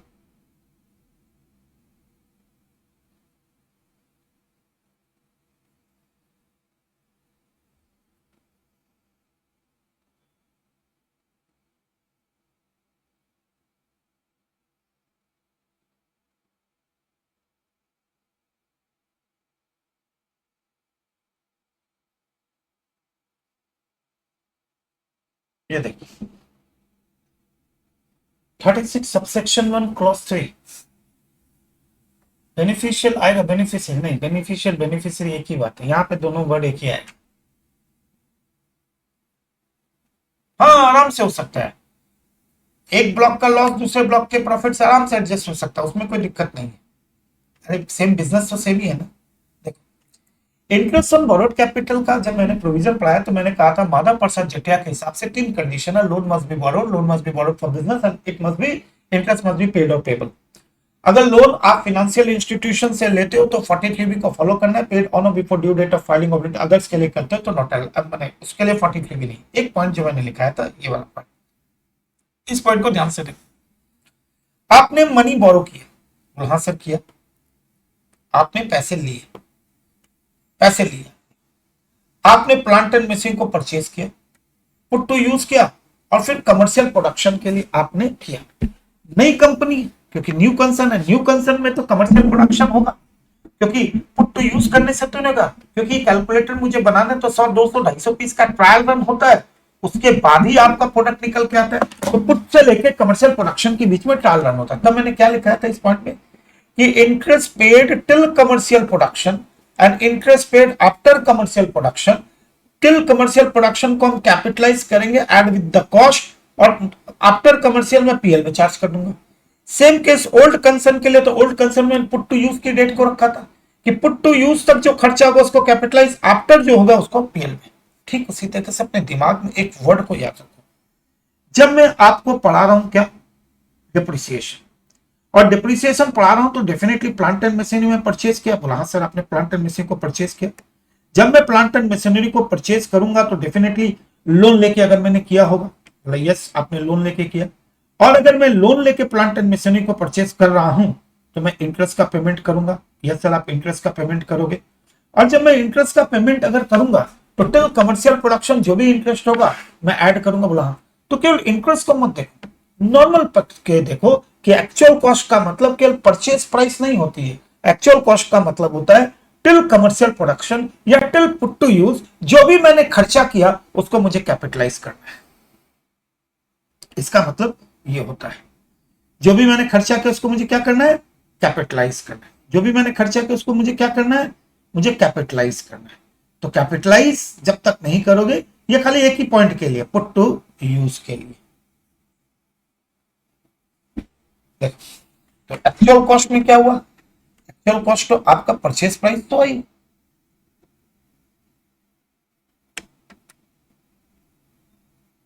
प्लस अगर आपने कोई एक्सपेंडिचर किया है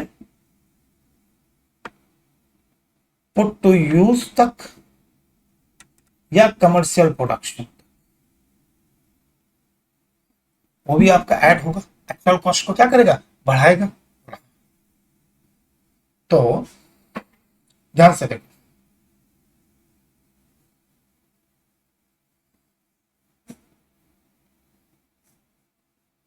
पेज नंबर 9 ध्यान से देखो,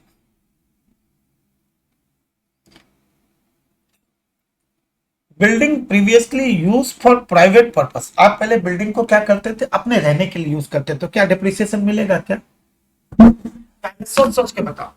पहले आप बिल्डिंग को यूज करते थे अपने रहने के लिए, तो क्या आपको उसका डिप्रिसिएशन मिलेगा क्या। आप बिल्डिंग को यूज करते थे अपने रहने के लिए, तो क्या आपको डिप्रिसिएशन मिलेगा क्या।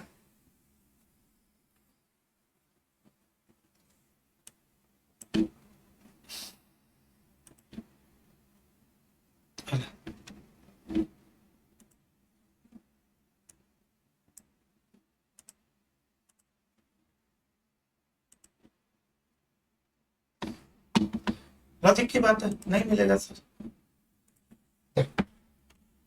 तो ये रूल क्या कह रहा है, building use for private purpose, रहने के लिए यूज करते थे, उससे में डिप्रिसिएशन नहीं था। And subsequently put to use, subsequently आपने उसे क्या किया, put to use for the purpose of business, बाद में आपने उसे बिजनेस में यूज कर दिया।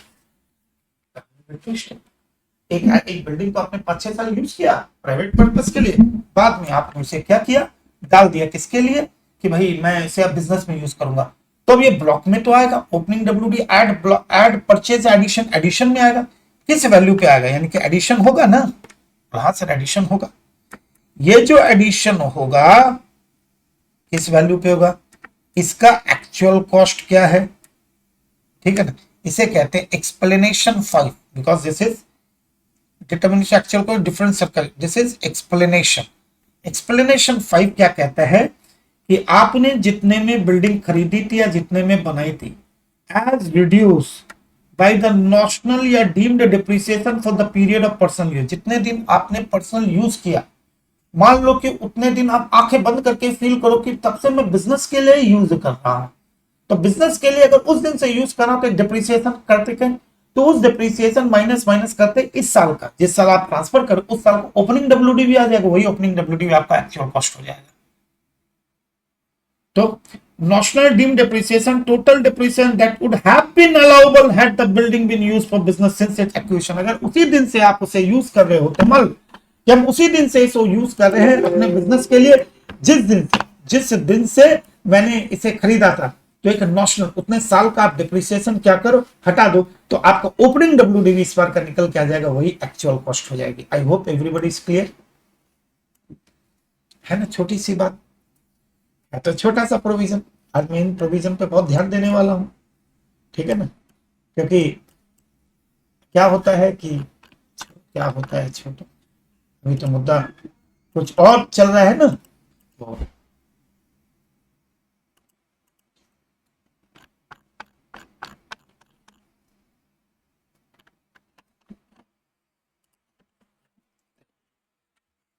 इधर पेज नंबर 11 में क्या लिखा था, depreciation on building held for personal use and put into business, नवंबर 1999 में क्वेश्चन आया, एंड May 13 में क्वेश्चन आया, 2 बार आ चुका है, ठीक। Doctor Vijay मानवास purchase a house property on 1/1/2021 for ₹10 lakh till 1/5/2023, यानी कि आप प्रीवियस ईयर परचेज आपने किया 21-22 में, और आपने बिजनेस में उसे इंट्रोड्यूस किया कब, प्रीवियस ईयर 23-24 में। अग्रीड हो इस बात से, बोला हाँ सर, इस 2 पॉइंट से तुम अग्रीड हो गए। आपने एक्वायर्ड किया 21-22 में, आपने कब एक्वायर किया 1/12/2021 को, इंट्रोड्यूस कब किया 1/5/2023। Yes sir. The same was self-occupied as a residence on this date. The said building was brought into use for the purpose of his medical profession. अब आप उसे लेके आ गए। What would be the depreciation allowable for the assessment year 24-25? हमें खाली कब का पूछा है, previous year 23-24 का पूछा है। Assuming that he owns no other building and the rate of depreciation 10%. तो मुझे क्या करना चाहिए, मुझे सबसे पहले नॉशनल डिप्रिसिएशन कैलकुलेट करना चाहिए कि नहीं करना चाहिए। अगर मैं प्राइवेट यूज के लिए कर रहा हूं तो मुझे एक नॉशनल डिप्रिसिएशन कैलकुलेट करना चाहिए। तो आपने परचेज कितने में किया, ये हम किस साल का कैलकुलेट करें, प्रीवियस ईयर 21-22। आपने क्या परचेज कितने में किया बिल्डिंग को, आपने बिल्डिंग को परचेज किया 10 लाख में, ठीक। मान ले रहा हूं उसमें और कोई नहीं, और आपका कोई भी 10 लाख में खरीदा, परचेज आपने 10 लाख में किया, ठीक है, परचेज 10 लाख में किया, तो इस साल डिप्रिसिएशन कितना होगा, डिप्रिसिएशन होगा एट द रेट ऑफ 10%, 10% होगा, तो पर put to use less than 180 days है, इसलिए इंटू 50% हो जाएगा, तो कितना डिप्रिसिएशन होगा, मात्र 50,000। हो गई बात खत्म। तो ये वैल्यू निकल के आएगा 1/4/2022 का, कितना निकल के आया 950। फिर डिप्रिसिएशन कैलकुलेट करेंगे एट द रेट ऑफ 10%, कितना 95,000। अब उसकी वैल्यू कितनी हो गई 8,55,000, 8,55,000 वैल्यू हो गई 1/4/2023 की। तो ये जो डिप्रिसिएशन आपने कैलकुलेट किया, ये नॉशनल डिप्रिसिएशन। अब आप कहां आ जा रहे हो, तो अब आप बिजनेस में इसको लेके आ रहे हो, बिजनेस में जब इसे इंट्रोड्यूस कर रहे हो प्रीवियस ईयर कब 23-24 में जब आप इंट्रोड्यूस करोगे तो ओपनिंग डब्ल्यूडीवी कितना में दिखाओगे? ओपनिंग डब्ल्यू दिखाओगे 8,55,000। बोलो तारा रा रा रा रा।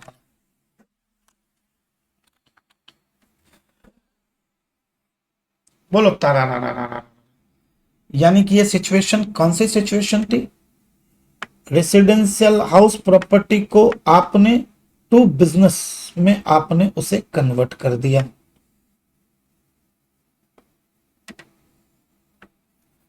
मजा आया? मजा आया? आगे बढ़ते हैं। फिर क्या क्वेश्चन पूछा? Will your answer be different if the house property had been gifted? ओ, अब एक नया प्रोविजन। तो मैं इसको एक्सप्लेनेशन याद रखने की जरूरत नहीं, दिमाग में रखो। रेसिडेंशियल हाउस प्रॉपर्टी था, मैंने उसको बिजनेस में कन्वर्ट कर लिया, तो हम इसको क्या मान लेंगे कि ये बिजनेस के लिए ही यूज होगा। अब क्या बोला? आपको ये प्रॉपर्टी आपके फादर ने दी थी, आपके फादर ने इसे 1520 को खरीदा था 9 लाख रुपए में। अच्छा, यानी कि चेंज हो गया, आरएस से दूसरा हो गया। तब इसके लिए भी कोई रूल बोला है क्या? बोला हाँ, बोला है ना, ये देखिए बोला है।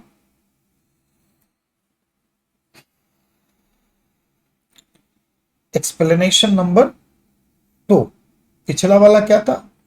Explanation number 5। अब क्या बोल रहे हैं? Explanation 2, asset received under gift, will और इनहेरिटेंस।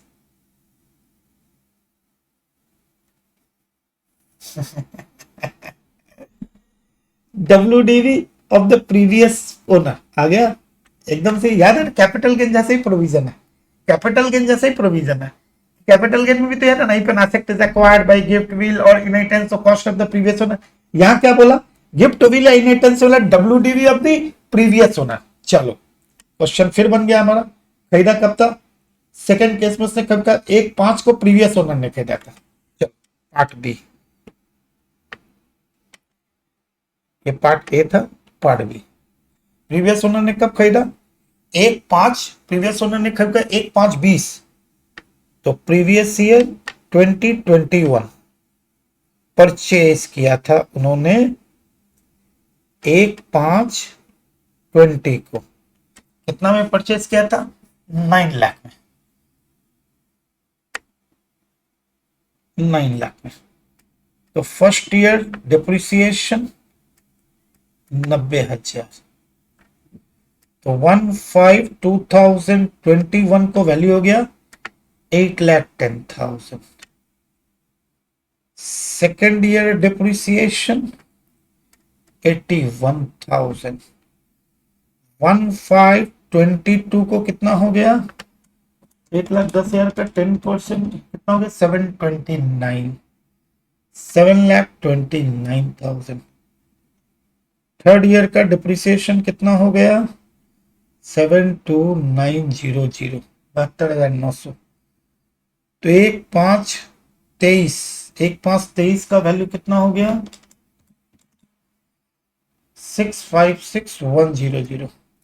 तो ये हो गया आपका ओपनिंग WDV, सॉरी, हाँ, तो हो गया। तो अब प्रीवियस ईयर 23-24 में मैं इसे अपने बिजनेस में लेके आ रहा हूं। ओपनिंग WDV कितने में रिकॉर्ड करूंगा? ओपनिंग WDV 1/4/2023 को मैं रिकॉर्ड करूंगा 6,56,100। ठीक, तो मेरे लिए यही एक्चुअल कॉस्ट हो गई। मेरे लिए तो यही एक्चुअल कॉस्ट है ना, मेरे लिए एक्चुअल कॉस्ट हो गई। हो गई बात खत्म। डेप्रिसिएशन मेरा क्या होगा? 65610।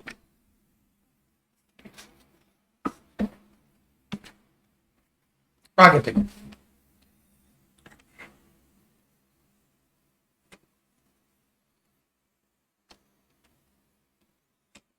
ठीक है।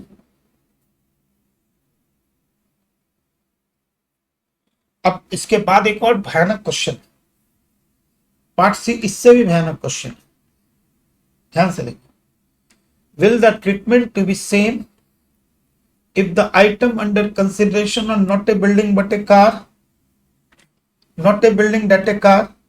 अगर item under consideration not a building, तो एक्सप्लेनेशन जो आपने अभी किया, explanation 5 explanation 5 of 43 subsection 1 not applicable, क्योंकि वो खाली किसके लिए है? बिल्डिंग के लिए है, मोटर कार के लिए तो है नहीं।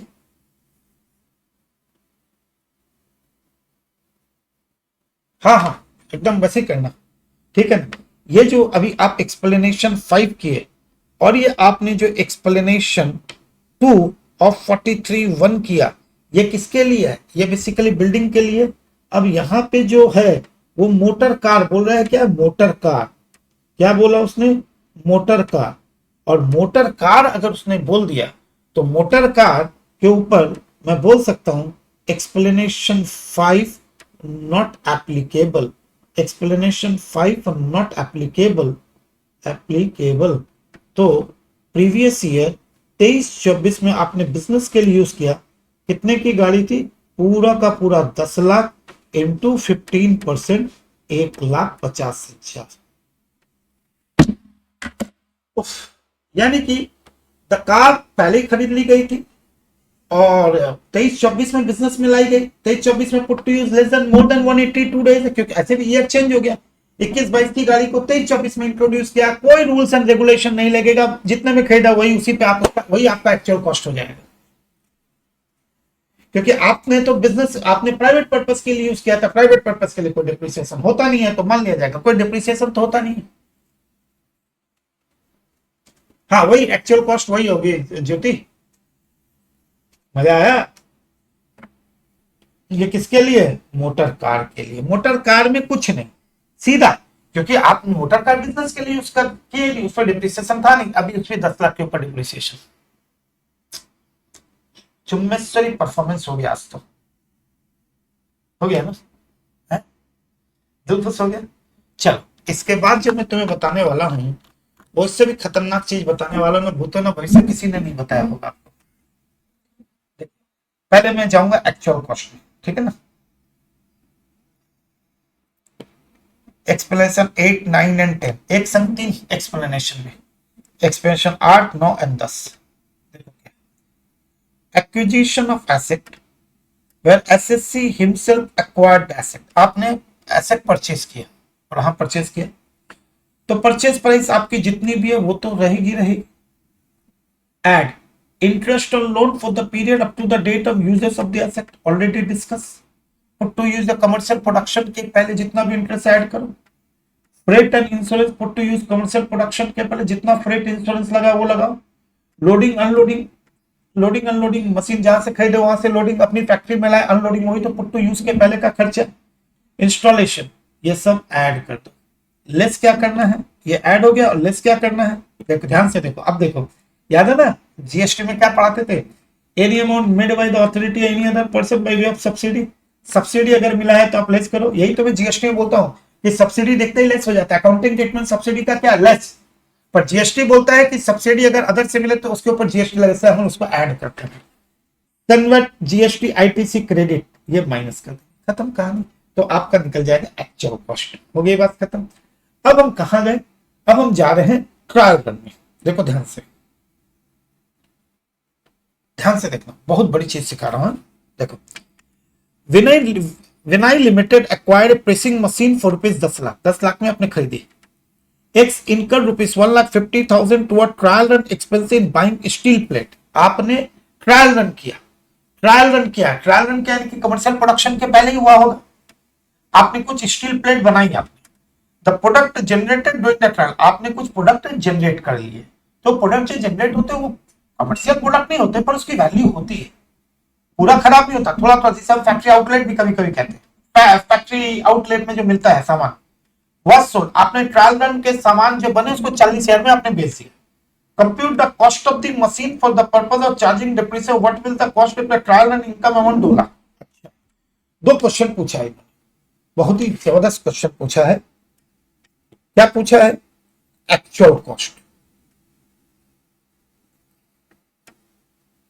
एक्चुअल कॉस्ट पूछा ना, 2 सिचुएशन में पूछा, ए एंड बी। आपने परचेज कितने में किया था प्लांट? परचेज आपने कितने में किया?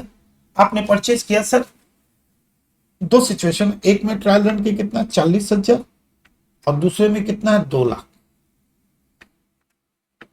ट्रायल रन वाला, ठीक है। ओके, तो परचेज आपने कितने में किया भैया? Actual cost of the machine कितने में किया आपने? परचेज सर मैंने 10 लाख रुपए में किया। यहां तक कोई डर नहीं? बोला नहीं सर, यहां तक कोई डर नहीं। ऐड, ऐड क्या करेंगे? ऐड क्या करोगे? ऐड क्या करोगे आप? नेट कॉस्ट या लेस आप क्या करोगे? Net gain. किसके ऊपर? ट्रायल रन पे। This is wonderful thing. ध्यान से देखो, आपका ट्रायल रन में कितना आया? 40 आया, 40,000। और आपका ट्रायल रन कितने का हुआ? 150। 150 का ट्रायल रन हुआ, तो नेट लॉस कितने का हुआ? 150 का ट्रायल रन हुआ, आपने 40 से रिकवर कर लिया, 110, तो उसकी कॉस्ट बढ़ जाएगी, 110 से आपका कॉस्ट बढ़ जाएगा। दूसरे केस में आपका आपने 2 लाख में बेचा और आपका ट्रायल रन हुआ 150 का, 50,000 का गेन हुआ, 50,000 का जो गेन हुआ ट्रायल रन में वो कॉस्ट को गिरा देगा। अब आंसर निकल के आए, एक्चुअल कॉस्ट जिसके ऊपर आप डिप्रिसिएशन कैलकुलेट करोगे, दैट इज 8,90,000 एंड 9,50,000। सॉरी, 11,10,000 दोनों माइनस कर दिया। आई होप मजा आया होगा।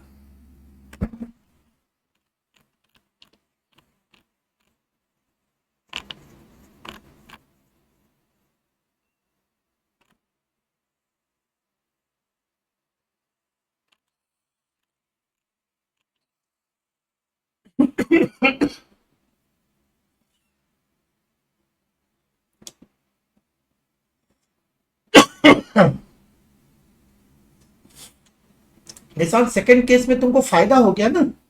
ट्रायल रन में तुमने खर्चा किया 1.5 लाख का, पर तुमने ट्रायल रन में जो प्रोडक्ट निकल के उसको तुमने 2 लाख में बेचा, तो तुमको 50,000 का फायदा हुआ। तो फायदा मतलब कॉस्ट से माइनस हो जाएगा ना।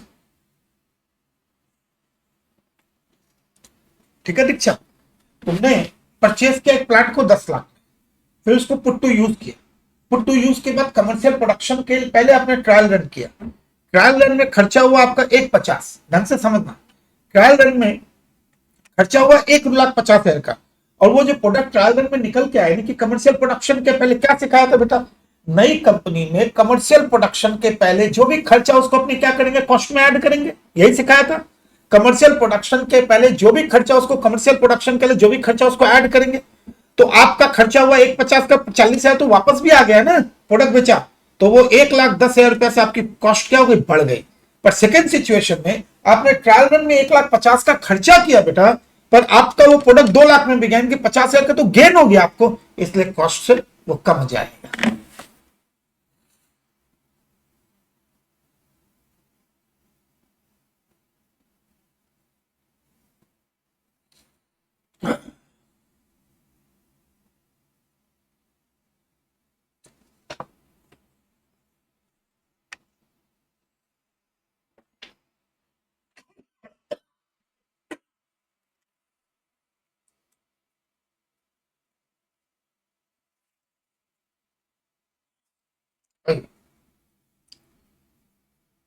हर्ष, इसलिए जो लोग ये कहते हैं कि टैक्स खत्म, मैं पहले दिन से एक ही बात कहता हूं, ये एक सब्जेक्ट ऐसा है जहां पे आपको हर दिन कुछ नया सीखने को मिलेगा, हर दिन। इसलिए मैं अपने सारे स्टूडेंट को बांध के रखता हूं। क्या मैं तुम्हें पागल दिखता हूं कि मैं पागलों की तरह क्लास लेता हूं? नहीं ना। मैं क्यों लेता हूं? क्योंकि जो मेहनत आपने की, वो मेहनत अगर 15 दिन भी गैप होती है ना, उस मेहनत का सत्यानाश हो जाता है। मेहनत उसी जगह आपकी मेहनत सत्यानाश हो जाती है।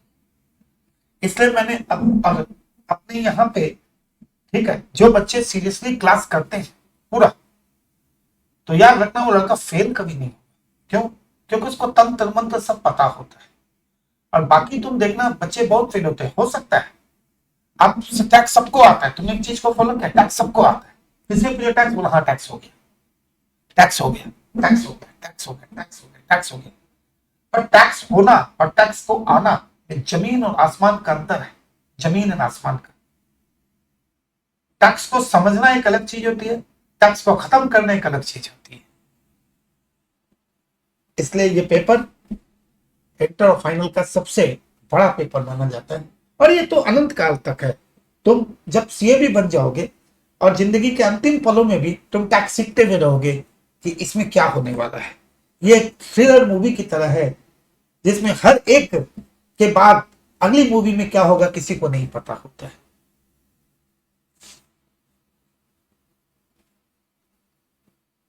मैं भी अब ये सोच रहा हूं, मैं भी यही सोच रहा हूं कि नेक्स्ट टाइम से एकदम सिंपल फॉर्मेट में जा रहा हूं। 3 महीने में बैच को खत्म करूंगा, 90 डेज एकदम टारगेट लेके चल रहा हूं। 3 साढ़े 3 महीने लूंगा, एक बैच पढ़ना है, एक बैच पढ़ाऊंगा। 3 साढ़े 3 महीने कंटिन्यूसली क्लास लूंगा आंख बंद करके, उसमें जीएसटी भी डाल दूंगा और डीटी भी डाल दूंगा। जैसे 6 बजे से चालू किया, 8:30 से डीटी, 1.5 घंटा 1.25 घंटा का डीटी कर लिया, 1.5 घंटे का जीएसटी कर लिया, एक दिन में 3 घंटे करके हुआ। तो 3 महीने का हिसाब किताब बनेगा, बहुत जोर मार लिया तो 4 महीने। 4 महीने के हिसाब किताब के बाद बच्चा जाए अपने घर, बच्चा अपने पढ़ाई करे, उसको जो करना है करे, से मुझे कोई लेना देना नहीं। नेक्स्ट टाइम यही होने वाला है। एंड उसके बाद जब रामबन आएगा तो रामबन में भी बहुत स्पेसिफिक, इस रामबन से बहुत लर्निंग थी। इस रामबन में लर्निंग कुछ ऐसी थी कि एक चीज समझ में आई, किसी भी बच्चे को इंपॉर्टेंस मत दो। तुम रामबन में आए तो उम्मीद करके रखूंगा कि तुम्हें थोड़ा बेसिक तो टैक्स आता है। इस बार तो ऐसी बुरी दुर्गति थी कि बच्चों को टैक्स लाइबिलिटी तक नहीं आता, एग्जाम देके आ चुके 2 बार 3 बार, कहीं 20,000 फीस है, कहीं 15,000 फीस, ऐसे ऐसे लोगों को देखा हमने। तो आप भाई साहब, आप 20,000 फीस दे के पढ़ चुके हो, यहाँ 3,000 फीस देने में आपकी लंका लगी रहती है। उसके बाद आप आके पहला लाइबिलिटी 250 के बाद 5 लाख में टैक्स कैसे निकाले, फिर उसके बाद एक से एक क्वेश्चन पूछे। तो पहला ही साइकोलॉजिकल लेके आओ भैया, मैं एक पॉइंट पढ़ा हुआ हूं, फिर भी ट्राई करूंगा कि हो जाए। अगली बार से this is the full and last batch, जहां पे शायद मैं अगली बार से ऐसा कोई ट्रीटमेंट, कोई स्पेशल ट्रीटमेंट या कोई ट्रीटमेंट कुछ नहीं, पर रेगुलर बैच 3 महीना में खत्म। उसके बाद 2 महीना बाद रामबन, पैसा दो, रामबन करो, घर जाओ, करना है करो, नहीं करना है मत करो। पढ़ना है तो पढ़ो, और नहीं भी पढ़ना है तो मत पढ़ मेरे भाई।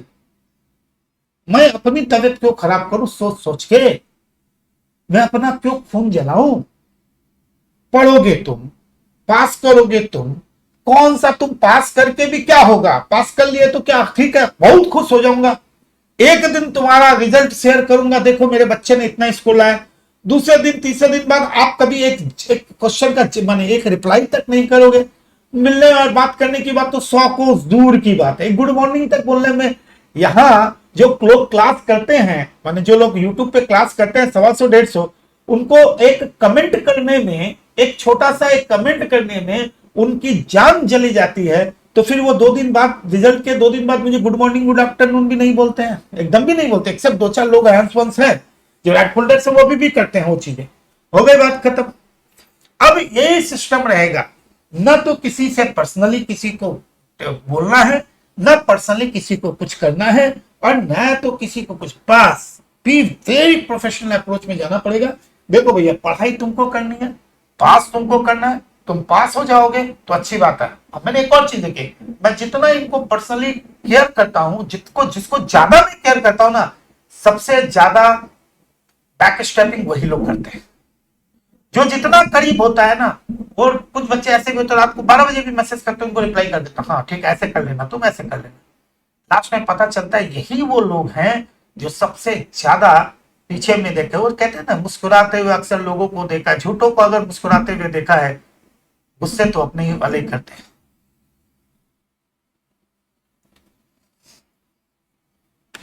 किसी को दोष नहीं दे रहा, अपने ऊपर ले रहा, मेरी गलती है। इतना पढ़ाने का नहीं भैया, सीधा पढ़ा और घर जा, इतना क्या पढ़ाना है। अच्छा, depreciation newly acquired asset more than 180, less than, sorry, more than equal to 180 और लेस देन 180। लेस देन 180 हुआ तो 50% ऑफ नॉर्मल रेट। ये तो बात ऑलरेडी डिस्कस हो चुकी है, इसमें कोई discussion.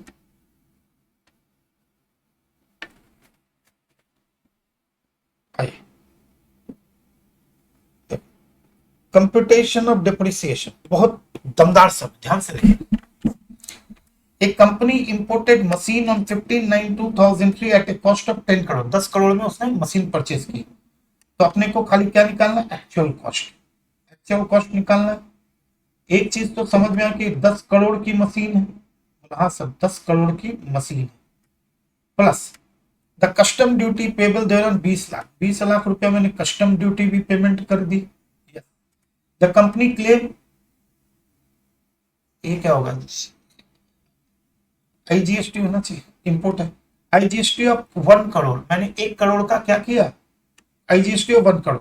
The rate of depreciation machine is 15%। 15% का डिप्रिसिएशन, 15% का डिप्रिसिएशन आईजीएसटी, मैंने 1 करोड़ रुपया वहां से क्रेडिट हटा दिया। तो मेरा टोटल कितना हो गया? 10,20,000, 10,19,000 हो गया। कितना हो गया रे बेटा? आईजीएसटी मैंने 1 करोड़ का लिया तो कितना हो गया? ओ हो 20% है, 2 करोड़। 2 करोड़ तो मेरा हो गया कितना? 11 करोड़। 11 करोड़ के ऊपर डिप्रिसिएशन का रेट, मशीन है तो 15%। 15% ये निकला, इसका 50%। खत्म हो गया, बात खत्म, निकल गया। चलिए,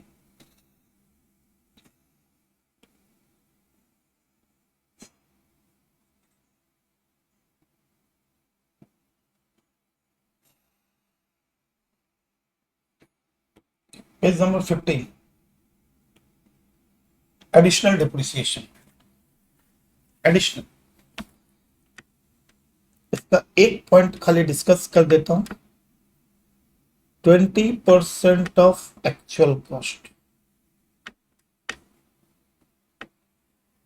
जो अभय, नारायण, सत्यांशी, अदिति, निशा, ये अदिति, दयन, ओ भाई, आप लोग को याद है ना जब हम रेगुलर क्लास करते हैं ये चीजें कितनी डिटेल्स में जाते हैं। डिप्रिसिएशन में एक एक पॉइंट पे कैलकुलेशन करवाता हूँ, एक एक छोटे छोटे पॉइंट पे डिस्कशन करता हूँ। मेरा बच्चा, मेरे स्टूडेंट हो तो क्या तुमको ये कैलकुलेशन करना पड़ता है कि टैक्स रेट कैसे निकालेंगे, डिप्रिसिएशन कैसे निकालेंगे? बट लोगों को करना पड़ता है तो उनको बताना भी पड़ेगा।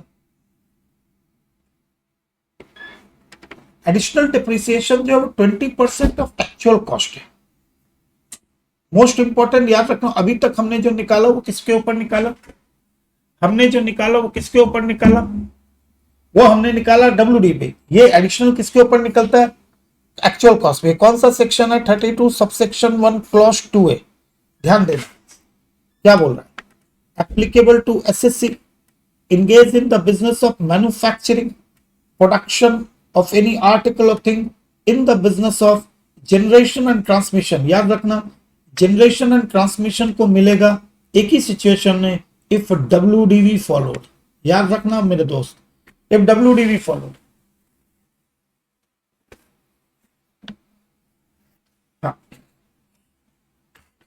Applicable SFC engaged in the business of manufacturing, production या article things of business power, जो भी। इस बात से ये पता चलता है कि आप मैन्युफैक्चरिंग या प्रोडक्शन सेक्टर में हो या फिर पावर जनरेशन में। पावर जनरेशन में तभी आपको एडिशनल मिलेगा अगर आप डब्ल्यूडी फॉलो करते हो, स्ट्रेट लाइन करोगे तो नहीं मिलेगा। मैन्युफैक्चर क्या होता है इसमें बताने की जरूरत नहीं। इलिजिबल एसेट, कौन कौन से एसेट इलिजिबल है? 2 ही एसेट इलिजिबल है, plant and machinery. Plant and machinery बस। एलिजिबल कौन कौन से हैं? एलिजिबल बोला प्लांट एंड मशीनरी। अच्छा, इनएलिजिबल ऐसे कौन कौन से? Ship and aircraft. लॉजिक की बात है, जहाज और हवाई जहाज पे नहीं मिलेगा। क्यों? ये प्लांट एंड मशीनरी किसके लिए? Production and manufacturing. ये पूरा कॉन्सेप्ट किसके ऊपर है? मैन्युफैक्चरिंग वाले प्लांट के लिए। अब जब शिप एंड एयरक्राफ्ट में कौन सी प्लांट, कौन किस तरीके का मैन्युफैक्चरिंग हो रहा भैया, एनी मशीनरी और plant which before the installation by the use इधर इधर, यानी कि second hand asset, second hand asset पे नहीं मिलेगा, सेकेंड हैंड एसेट की, इसीलिए तो इसको हम बोलते हैं, जैसे सेक्शन 35 एडी पढ़ते थे तो वहां क्या बोलते थे, नई गाड़ी, नया घर, ठीक था ना, वहां पे सिंपली से 35 एडी में पॉइंट याद होगा कि ओल्ड मशीन को भी नया मानेंगे दो सिचुएशन, अगर टोटल मशीन का 20% ओल्ड इंपोर्ट अगर करके ला रहे हैं तो उसे भी नया मानेंगे, यहां पे नहीं, यहां पे सेकेंड हैंड चाहे इंपोर्ट हो या यूज इधर विद इन और आउटसाइड का भी हो, नो डिप्रिसिएशन। ए मशीनरी और plant installed in office premises, office की प्रीमाइसेस में अगर प्लांट एंड मशीन को यूज करते हैं, ऑफिस, भैया बात कर रहे हैं मैन्युफैक्चरिंग की, और जब मैन्युफैक्चरिंग की बात करें तो मैं बात कर रहा हूं किसकी, फैक्ट्री की, मैन्युफैक्चरिंग फैक्ट्री में होता है, ऑफिस में नहीं होता है, तो ऑफिस में अगर कोई ऑफिस प्रीमाइसेस है, ऑफिस में अगर कोई ऑफिस प्रीमाइसेस और एनी रेसिडेंशियल अकोमोडेशन और गेस्ट हाउस उनके ऊपर है, एडिशनली कहने का मतलब है केवल plant and machine use in the production manufacturing, any office appliance और रोड ट्रांसपोर्ट व्हीकल, लिख दिया, ऑफिस अप्लायंसेस पे नहीं है, सही है, एनी मशीनरी और plant whole of the cost which is allowed as a deduction, अगर आपको याद होगा तो सेक्शन 35 एडी में 100% का डिडक्शन है ना, सेक्शन 35 सबसेक्शन 1 क्लॉज 4, अगर plant and machine scientific research के लिए खरीदे तो 100% का बेनिफिट मिल रहा है, अगर 100% का उससे बेनिफिट मिल रहा है तो फिर नो एडिशनल डिप्रिसिएशन, ये ऐसे एसेट पे तो डिप्रिसिएशन भी नहीं है, एडिशनल कहां से आएगा, rate of additional depreciation 20% of actual cost, ठीक है। अब देखो अगर यूज लेस देन 180 डेज की हो तो मैं हिंदी में बता देता हूं, अगर लेस देन 180 डेज की है तो 20 का आधा हो जाएगा 10%, बोला हाँ। अब एसएससी बोलता है सर मेरे तो नुकसान हो गया, बोला क्यों, बोला मेरे को मिलना चाहिए था 20%, बट आप तो अब 10 ही दे रहे हो, कोई बात नहीं, अगले साल बाकी 10 ले लेना, balance 50% shall be allowed under section 32 immediately succeeding previous in respect of such asset, हो गया। पर याद रखना ये सेक्शन अभी से बता देता हूं, नॉट अलाउड अंडर सेक्शन 115 भागो आओ चले, एडिशनल डिप्रिसिएशन आपको भागो आओ चले में नहीं मिलता है, हो गया एडिशनल डिप्रिसिएशन, यस सर हो गया।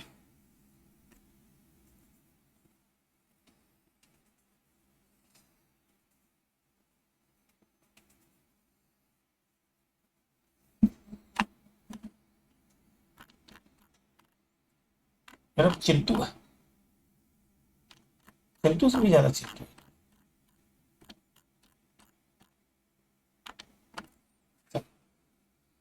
डिप्रिसिएशन, एडिशनल डिप्रिसिएशन, ये है आपका नवंबर 11 का आरटीपी में था, क्या लिख रहे हैं, opening WDV under income tax act of block of plant and machinery 5 lakh, purchase of plant and machinery put to use before 1/10/2023 यानी कि more than 180 days, sale proceed of plant and machinery which become obsolete, the plant machinery was purchase on इतना for rupees 5 lakh, ठीक है ना, 5000, तो मेरे लिए ये कोई मैटर नहीं करता, मेरे लिए मैटर करता है। Further out of purchase of plant and machinery, profit and gains for business and profession, plant machinery of rupees 20,000 has been installed in an office, plant machine of 20,000 used previously for the purpose of business by the seller, compute depreciation, additional depreciation.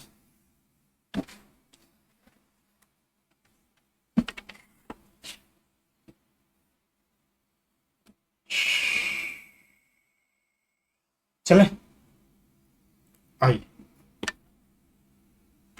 RTP number 11, opening WDV 1423, कितना दिया हुआ है, 5 lakh, add अगर मैं purchase करता हूं तो कितने का परचेज कर रहा हूं मैं, 2 लाख,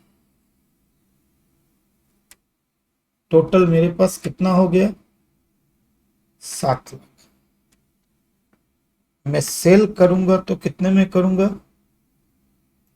5,000, तो क्लोजिंग डब्ल्यूडीवी मेरा कितना होगा, 31 जनवरी 24 को 6,95,000 हो गया 695।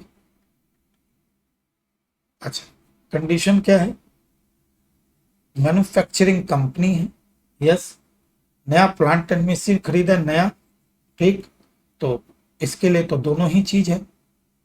Depreciation under section 32 subsection 1 clause number 2 6,95,000 के ऊपर 15%। और फिर जो नया प्लांट खरीदा था अब, अरे फिक्स, इसमें तो कुछ करना ही नहीं है, ये मोर देन 180 है। फिर additional depreciation under section 32 subsection 1 clause 2A। नया प्लांट खरीदा था 2 लाख रुपए में, 2 लाख के ऊपर 10% हो गया, ऐसा 20%।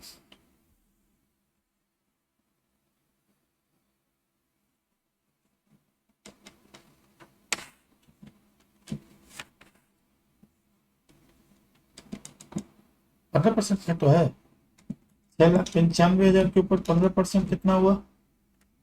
1,04,000, ठीक है ना। एंड इस पे एडिशनल कितना बेटा? 20 लाख के ऊपर 20%, 2 लाख के ऊपर 20%। हाँ, यही तो ध्यान रखने वाली चीज थी। ये जो दो नॉर्मल में कोई दिक्कत नहीं है, एडिशनल में बहुत सारा कहानी है। अभी 2 लाख रुपए का प्लांट था, यस सर। माइनस करो प्लांट में से 20 है installed in an office, office वाले के ऊपर तो नहीं मिलेगा, यस सर। उस पे ये ऑफिस वाला इस पे नहीं मिलेगा, ऑफिस में नहीं मिलता है। और एक चीज क्या है, प्लांट में से 20,000 यूज प्रीवियसली सेकेंड हैंड, 20,000 रुपया हो गया सेकेंड हैंड। सेकेंड हैंड पे भी नहीं मिलेगा, सेकेंड हैंड पे नहीं मिलेगा। तो इसके ऊपर कितना गया? 20, 16 दूनी 32, 32,000, तो आ गया 1,36,000। कैसा लगा?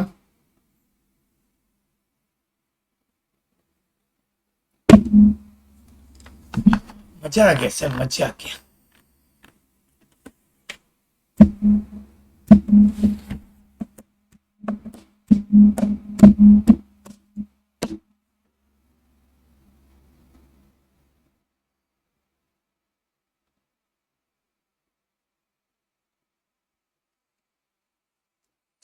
मैडम 1,36,200। अच्छा, मैंने यहाँ पे कुछ गलती किया है ना। 6,95,000 इंटू 15% होगा 1,4,250।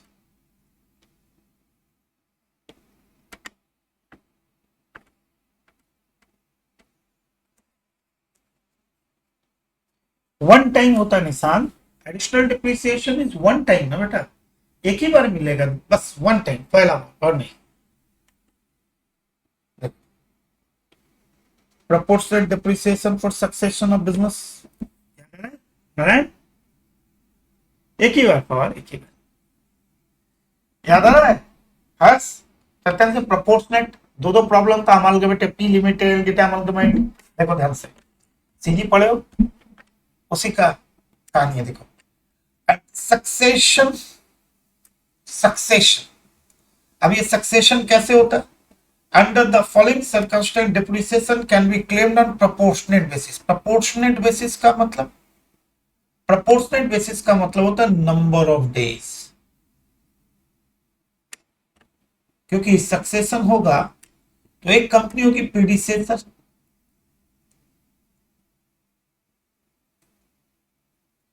एक कंपनी होगी सक्सेसर,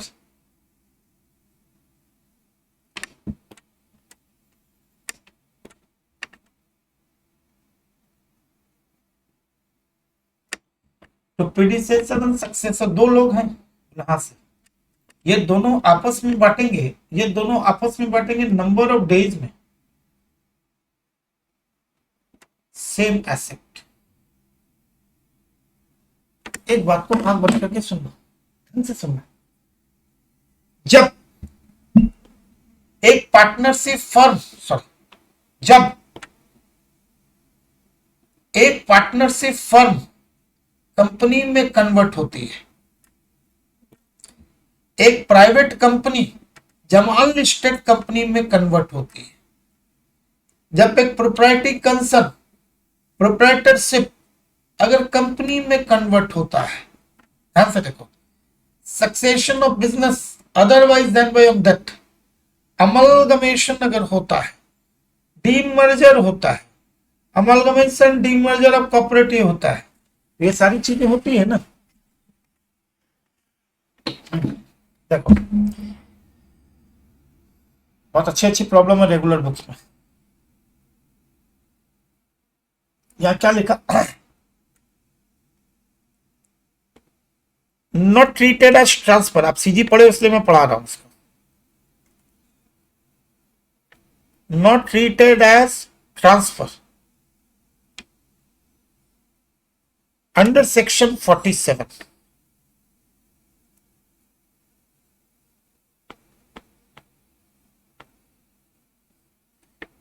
if condition satisfied, जैसे ऐसे कंडीशन है satisfied, यानी कि no capital gain, capital gain तो आना ही नहीं है, कैपिटल गेन तो नहीं आएगा, यानी कि जब पार्टनरशिप फर्म कंपनी में कन्वर्ट होगी, प्रोप्राइटरशिप दो चार याद रखो, कंपनी जब पार्टनरशिप फर्म जब कंपनी में कन्वर्ट होगी, प्रोप्राइटरशिप अगर कंपनी में कन्वर्ट होगी, ठीक है, अमलगमेशन होगा, डीमर्जर होगा, ठीक है, तो succession of business otherwise on that.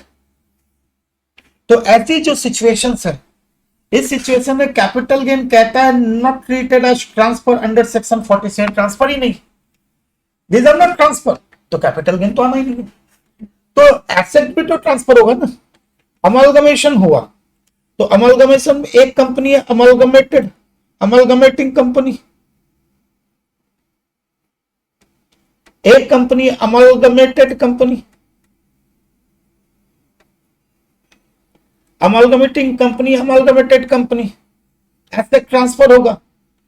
मान लो इसने 115 105 दिन इसने यूज किया, तो 360 260 दिन इसने यूज किया, एसेट तो एक ही है, ये एसेट मान लो, एसेट जो है पी है, एसेट का नाम है पी है, ये ट्रांसफर हो, आंखें बंद कर लो, वो मैंने क्या लिखा, अरे अरुण भाई लिखा है ना, if condition satisfied, condition satisfy के अमलगमेशन में तो नई कंपनी इंडियन ही होगी।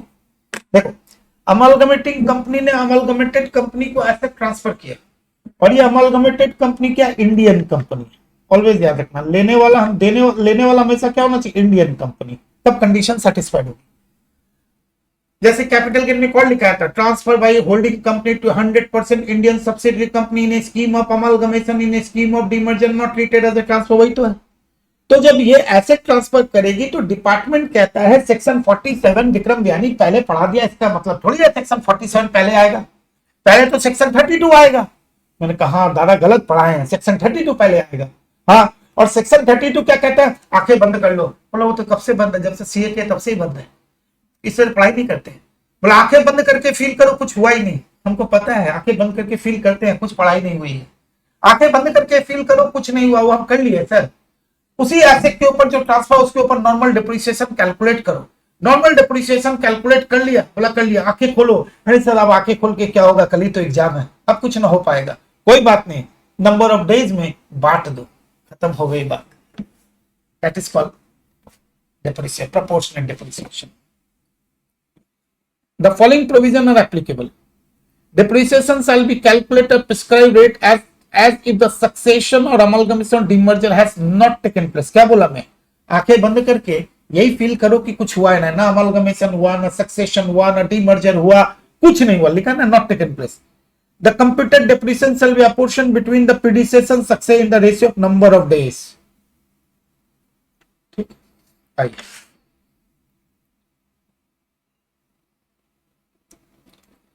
पहले इसको करते हैं। नवंबर 14, बाप रे, नवंबर 10, मई 11, देख रहे हो विनोद, हैं? नवंबर 8, मई 10, देख रहे भी ना होते।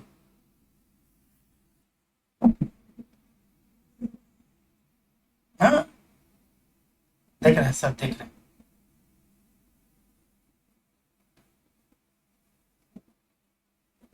एक काम करना, खाली फटाफट पेज नंबर 17 का होमवर्क कर लो। Homework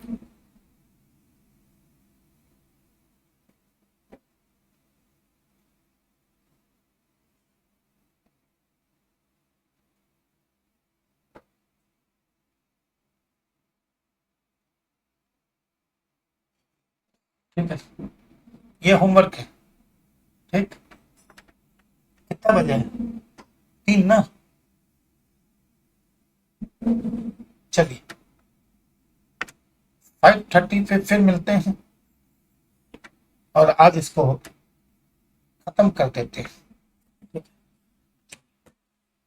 very much. आपके पास टाइम है तो खा पी के सब बना के तो आराम करके इसको पूरा आज एकदम पूरा जितना भी है ना डिप्रिसिएशन से रिलेटेड जितने भी 25 साल में समय सारे खत्म कर देंगे।